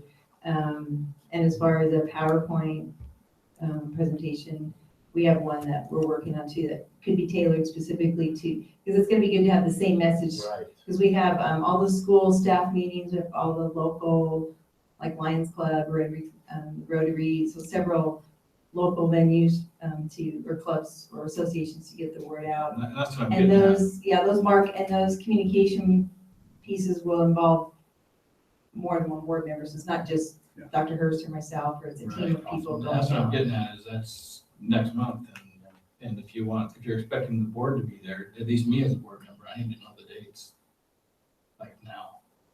Or it's just not working my calendar, if you tell me next Thursday we're gonna meet with Rotary, that's not gonna work. Well, there is a levy calendar created, and I'll share it out tonight. So we just need to get it into a little easier to read format, but I'll share that out so you'll see the school meetings and the different local meetings that we know about right now. So what community groups are we planning on meeting with right now? I believe we have Rotary, Lions, Chamber. I think there's 5. I don't have them right off the top of my head, but We're not presenting to any of the religious groups or anything like that. So in talking with the marketing person, I'm certainly gonna plan on presenting to to the preachers, to the ministers. And really it's going to be very similar to the communication plan that I came up with, but a little bit more extensive. When I was talking to the person, I shared with them that I not only want to target all the regular normal groups that we would normally target, but also the group in the community that we typically don't hit. So we have a big population of Spanish-speaking parents. How do we target those families, make sure they get out to vote also? So we are gonna look at the regular communication plan, but also strategic targeting of some parents also. Yeah, we know, as a board, we've talked about going to the PAC meetings. I don't know if we want to between now and then. But we've never done it as a board, but we've talked a lot about it. Right. Yeah, for a year. So yeah, if you can get us some dates for PAC, I don't know if there is one between now and February, but if there is, if you could let us know, then we'll just. Yeah, we'll get the communication plan out to you. Okay. Any other comments? Just, and one last thing, under board, our director discussions is presentation tomorrow night to our dignitaries. First of all, I want to thank all the board members that are going to be present. I apologize that I will not be able to be present tomorrow night, but I believe there's an awesome PowerPoint presentation that's been prepared for each one of you to look through. I believe there's talking points for every one of those slides. I think it's a great start to this dinner and having this forum with the board. And so I do know that there is, I believe, at least 18 people already or so or more that have responded, and then we'll be here tomorrow night, so possibly more. And so it should be a good night. So thank you guys for preparing. I don't know if there's any questions about tomorrow night. I had one additional item for director discussions on May. Actually, I might stop in and see Dr. Hurst tomorrow. Okay. A couple questions on mine that I want to go over. Awesome. Okay, It's fine, but go ahead. it's nothing, it's a surprise. right? Okay. It's, we've talked in the past about going to the Policy Governance Annual Conference. Right. It's June 22nd to 24th. I just wanted to let you know as a president that I'm requesting to be able to go to that. And then there's also a mid-year meeting for that same association in February that I was considering attending. My understanding of the policy is I need to get the president's approval, so I was just inviting the other board members just to research those meetings as well, if the other board members wanted to attend. But Where's the mid-year one? the mid-year one is in Las Vegas, and the annual one is in San Diego. When did you? So the one in February is Las Vegas. Yeah, and they're both the meetings are designed around becoming a better policy governance organization. And Does it cater to schools? Or does it caters to all policy governance organizations, including education. But education, business, anybody that's doing policy governance goes. It's not specific to schools. So yeah, that's great. If any other board member has another training that you think is vital to the work that we've done here, please let us know. I think that's more merrier. So you're approving? I'm approving, yes. Okay. So if anyone else would like to attend either one of those, mid-year or annual, just let me know and I'll get in touch with Sandra to get you guys registered. If you need the website to research it, so you know. So are you saying you're going to the mid-year and annual? I'm gonna go to the annual one for sure. I'm working on my schedule. I'd like to go to the mid-year one, but I've got to work on my schedule to make sure I can do it. Because that sounds like a very interesting conference. I can't attend the annual because I won't be in state, but I might be interested in the mid-year. So anyway, let me know. Thank you for that. Moving on. Item D1, assurance of organizational performance. As you know, there was, ENS 2 was part of our Survey Monkey discussion at the last board meeting. There were many comments in ENS 2. We got to the ones that the 3 board members that were present made, but not to all of them. And so we wanted to keep this under organizational performance. Just to get any clarity from board members as to what the comments meant, what comments to keep. If we can combine some of these comments as well.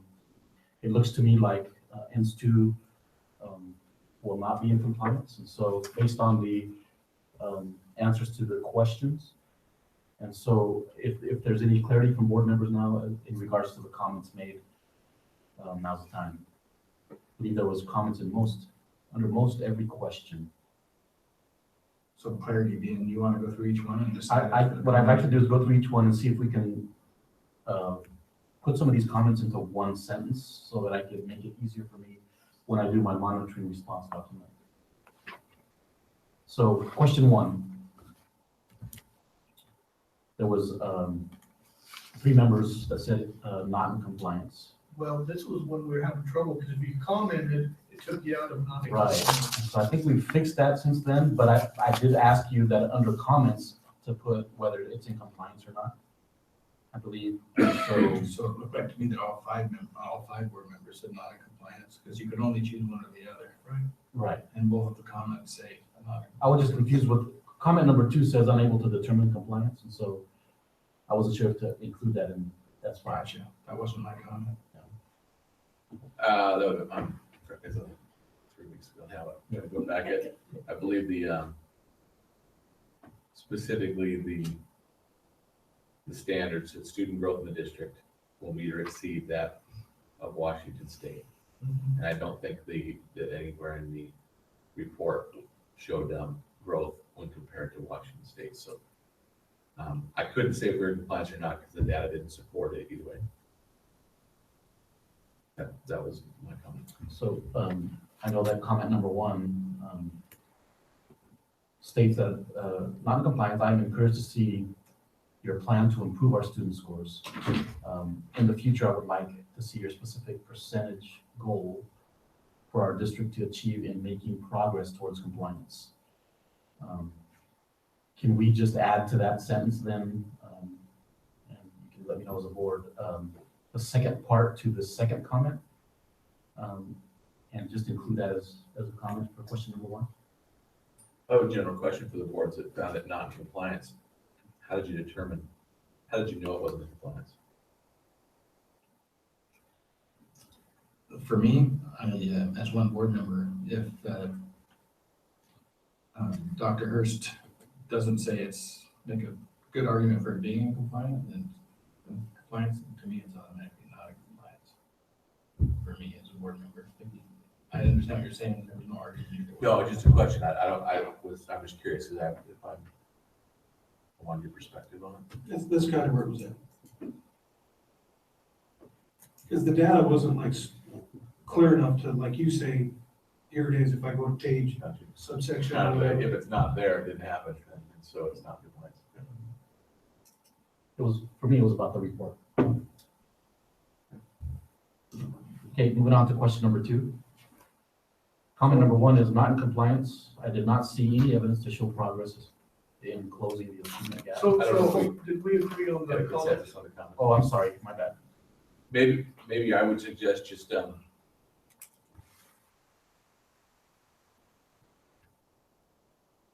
I guess a sentence could be there. I don't have a doubt that next year Dr. Hurst is going to specifically address the growth. Yeah, that's why I want to keep that first part of that first comment.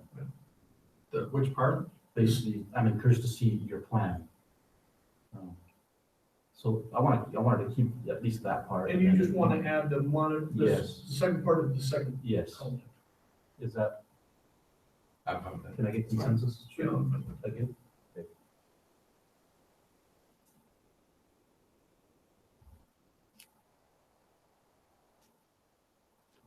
Question number 2. Both the comments look the same to me. Well, more, it's better worded than number 1, I think. Oh, I think so too, because I think I wrote that. Mine was copy and paste. So this one, there was 3 board members that did find it compliant, so. Great. We will, this question, go ahead. So we could either go in compliance with the following exception of one of these comments, or, You do that for the whole policy though, so it wouldn't be able to do that. okay, So seeing that, it looks like the majority of the board disagrees with my comment.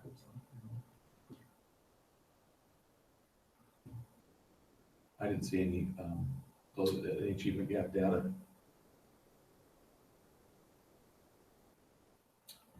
I thought there was a slide, or there was a page on the report where they did segregate. That's And then- why I said yes. I thought, yeah. Subgroups and subgroup peers.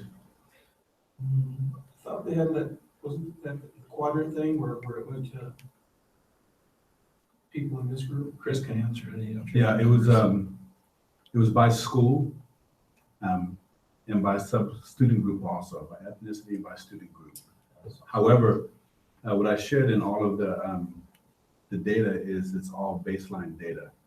So I think I talked to some of you about that. Right, exactly. So it's all baseline data. Previous year. Mhm. Next year. Right. When you're gonna start seeing.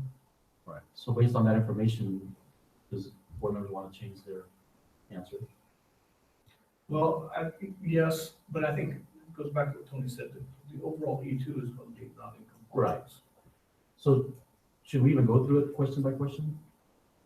I don't know if we need to, because it's not. gonna be- Overall, it's gonna be. Personally, I don't think it's- Exception anyway, yes. But we need to go through it if you want to add the comments. Well, yeah, I It's just gonna need, be in compliance with exception because the majority chose that, As a whole policy though, there's Yeah. more. because question 6 was in compliance. Question 7. Got you. Yep. so for question number 2, then keep comment number 1. Yes. I'm good with that. The reason that comments I think are important is for operators to have an idea of for every question, what is it that the board is looking for? So that's why I want to go through every comment. Out of curiosity, I'd just like to hear Dr. Hurst's perspective on what a subgroup peer is. So any ethnicity or any student group and their peers. Yeah, that's what I thought I heard you say. And when we wrote the policy, which you were here, I believe the board was referencing a subgroup peer being students that scored, like if a student scored 20 points in the last exam, and that's a peer group from Academic what we're peer. saying, an academic peer, based on what they're, and we want to make sure that if a kid's getting, it's easier for me to go A to D, but if a kid's getting, in a sense, a D on the test, that all the kids that got a D last year should be performing within that same range. If everybody went from a D to a B, kind of a thing, it wasn't, the board's intent, from my memory, wasn't to make the subgroup ethnicity, it was more academic. That's why I wanted to bring that up. Well, I think that achievement gap is usually what was identifying the ELL compared to the whatever group you want to have that you want to compare it to for the gap, the higher group. And yeah, we got the academic peers from a video we saw on student growth percentile, which is probably something we should share with you. It was really well done that the state did, where they basically looked at it and said, well, if students who performed in the 30th percentile in general in the state grew 20 points, that doesn't mean someone who scored in the 80th percentile grew 20 points. Right. But they should grow within their academic peer group at the same rate. Got it. And so we like that concept, and we were looking at it. I think the state is still committed to student growth percentile, even though they went from MSP now to Smarter Balance. But I don't know how good their data is right now. But we talked about creating that same type of thing within our district and tracking it and comparing it how we did against the state. Those were all the discussions we had. when We setting up that just policy. wanted to ensure that kids that are meeting standard aren't left behind, so that there doesn't become a perception, well, Johnny's meeting standard, so we're not worried about him growing because we're only worried about the achievement gap. So is it more about every student. Any student, exactly. Closing the cheating gap for every student. Yeah, and maybe, I mean, maybe it's convoluted enough, maybe it's something that the board should look at rewriting when we review the policy in the next meeting. But I thought we had changed that to academic peer. I don't remember having a discussion, but.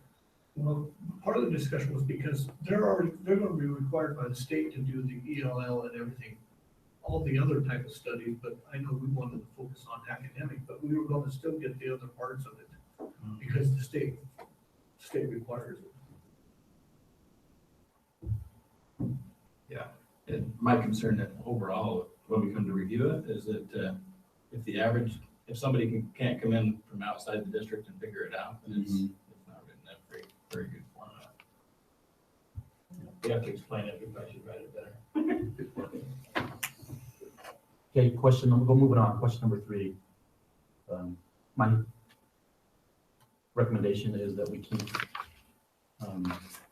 comment number 1 and then the second part to comment number 2. Question 3. Which is basically the same thing as question number 1. Right. I just need consensus. Okay. Moving on, question number 4.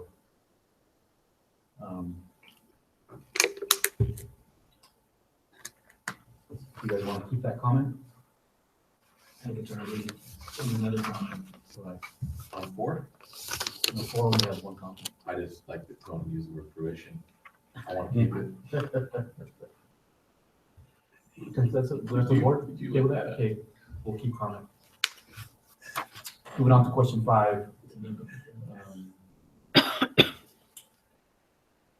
We can just keep comment number 2, if that's the consensus. Yes? Okay. We're just Question, gonna keep, just it says no data. Okay. question number 6. 1 comment, but it is found in compliance. Keep the comment or not? I think it's already in there too, It is. in another comment. Okay, so that one's fine as well. Question number 7. Board members found this question in compliance. There was 1 comment. So two found it not in compliance, right? Yes. Well, Well, there was other another. through the comment, yeah, because you can't, because the way that it's set up, I had to write down whether it was an answer or not. Oh, that's right. So I'm just curious on that one, if I remember back to, wasn't the trend that the actual passing rates were dropping each year? For the AP classes? Possibly. I think percentage of passing kept dropping. It went down. Yeah, it was, But I also know that the 28.7%. AP classes taken college classes. There was an increased participation, decreased passing the test, I Yes. believe. Right. I guess it doesn't say an increase, it says high levels. Right. I guess that is open to, what do you think of high level is? No? Good point. Well, I think if we're getting more people taking college classes, I would consider that high level. High levels of participation. I think I was probably, I prefer to have focus more on passing rates. So that one's in compliance. Yeah, that one in compliance. Is that consensus from the board? Okay, moving on to question 8. There was 2 in compliance, 1 not in compliance, and the other 2 in compliance. And the 2 comments were in compliance comments. Well, Okay, it's so not that mine, means- mine was partial, in compliance with graduation rate, but not student attendance. Oh. So overall, not in compliance. Oh, I see that. I mean, you can't choose with exception for one item. Right.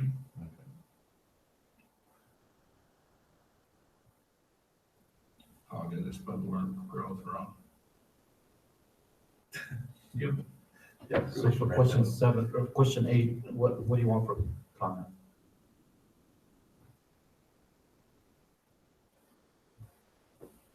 I actually have 3 in compliance, 2 none.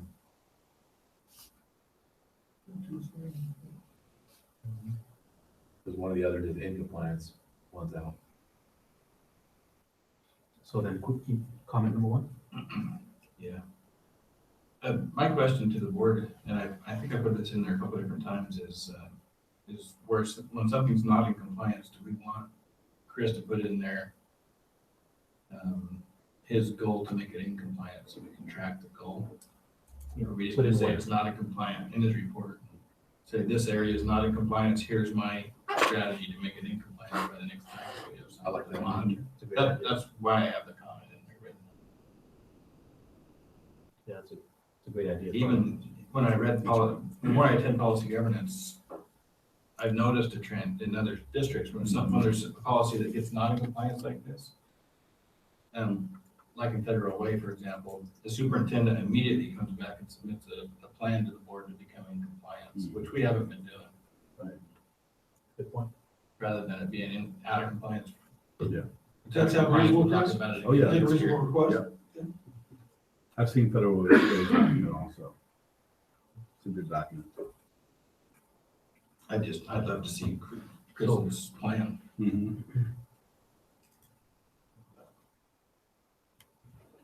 Okay, so key comment 1, move on.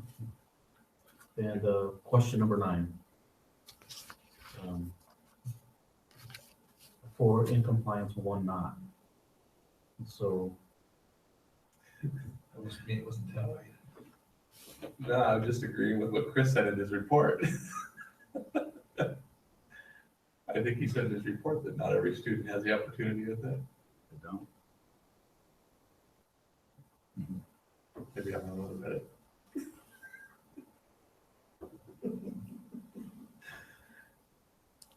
Work. So. Well, the rest of the board disagreed with Chris. Yeah, so I projected the plan, but we're not in compliance. Looking forward to the direction. Then I guess we need to change it. It's not in compliance.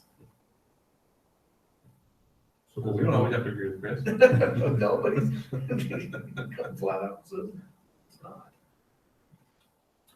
So does I guess wanna- that, again, I understand what Rob's saying there, but based even on Chris's report, I believe that every student has the opportunity. Because they have the opportunity to apply to the contract. Every parent does. Unless we're gonna start teaching Spanish in all the elementary schools. But I would argue that every student has the opportunity at some point in their high school career to become proficient. If they choose, whether it's elementary, middle school, high school, there's an opportunity. My daughter's in Spanish too as a freshman, so she wasn't a big language student. What do the rest of the board members think? I agree with Tony's comment. Because there is an opportunity. Whether they take it or not. Well, or whether they're selected or not. Well, in the elementary level, Yeah. but in the higher grade, you don't have to be selected. No. The way I understand our At middle the school junior operating high. is anybody can join. I know my son did it, and he wasn't in. Luke Cobb. So you agree If that? it was written to say that every student have an opportunity in elementary school, then I would agree with that statement.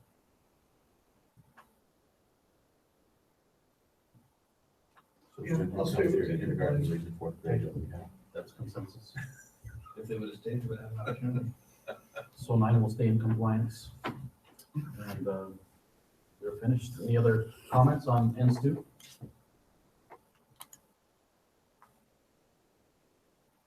That even fourth grade, they probably be proficient in any language. All right, moving on to E1, policy review. Is there any recommended changes for GP 13 process for addressing board member violations?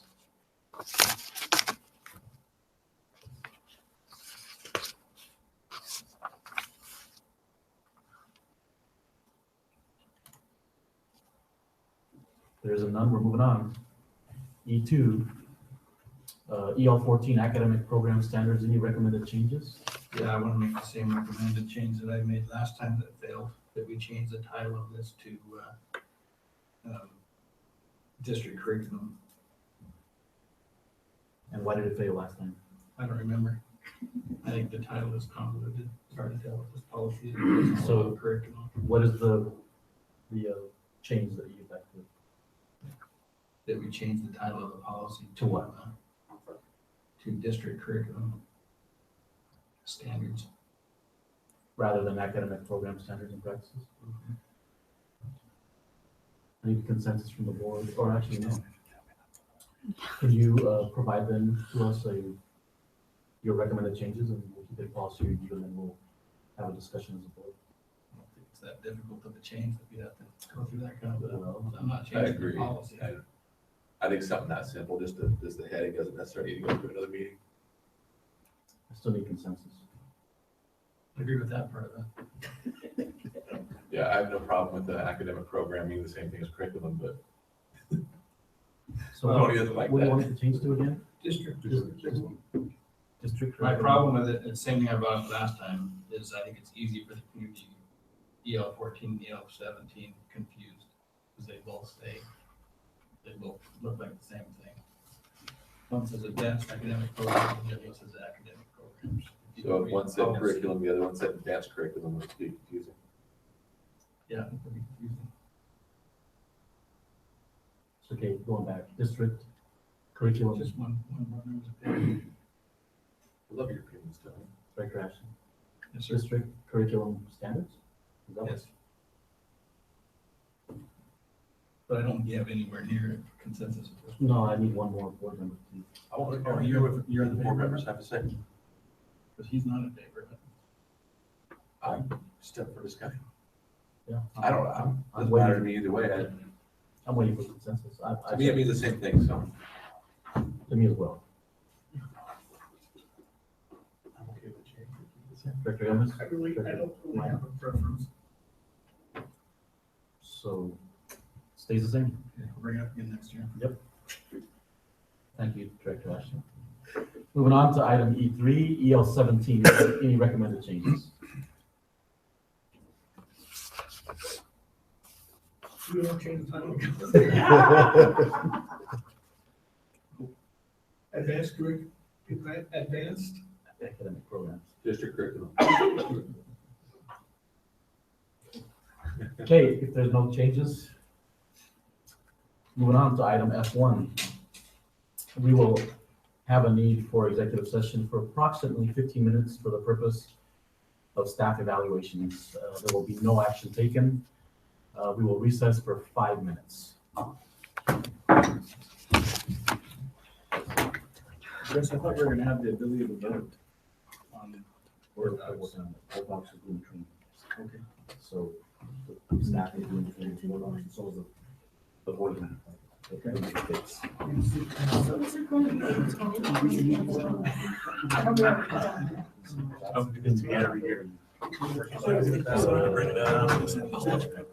Yeah, you got a trip. We haven't voted on them.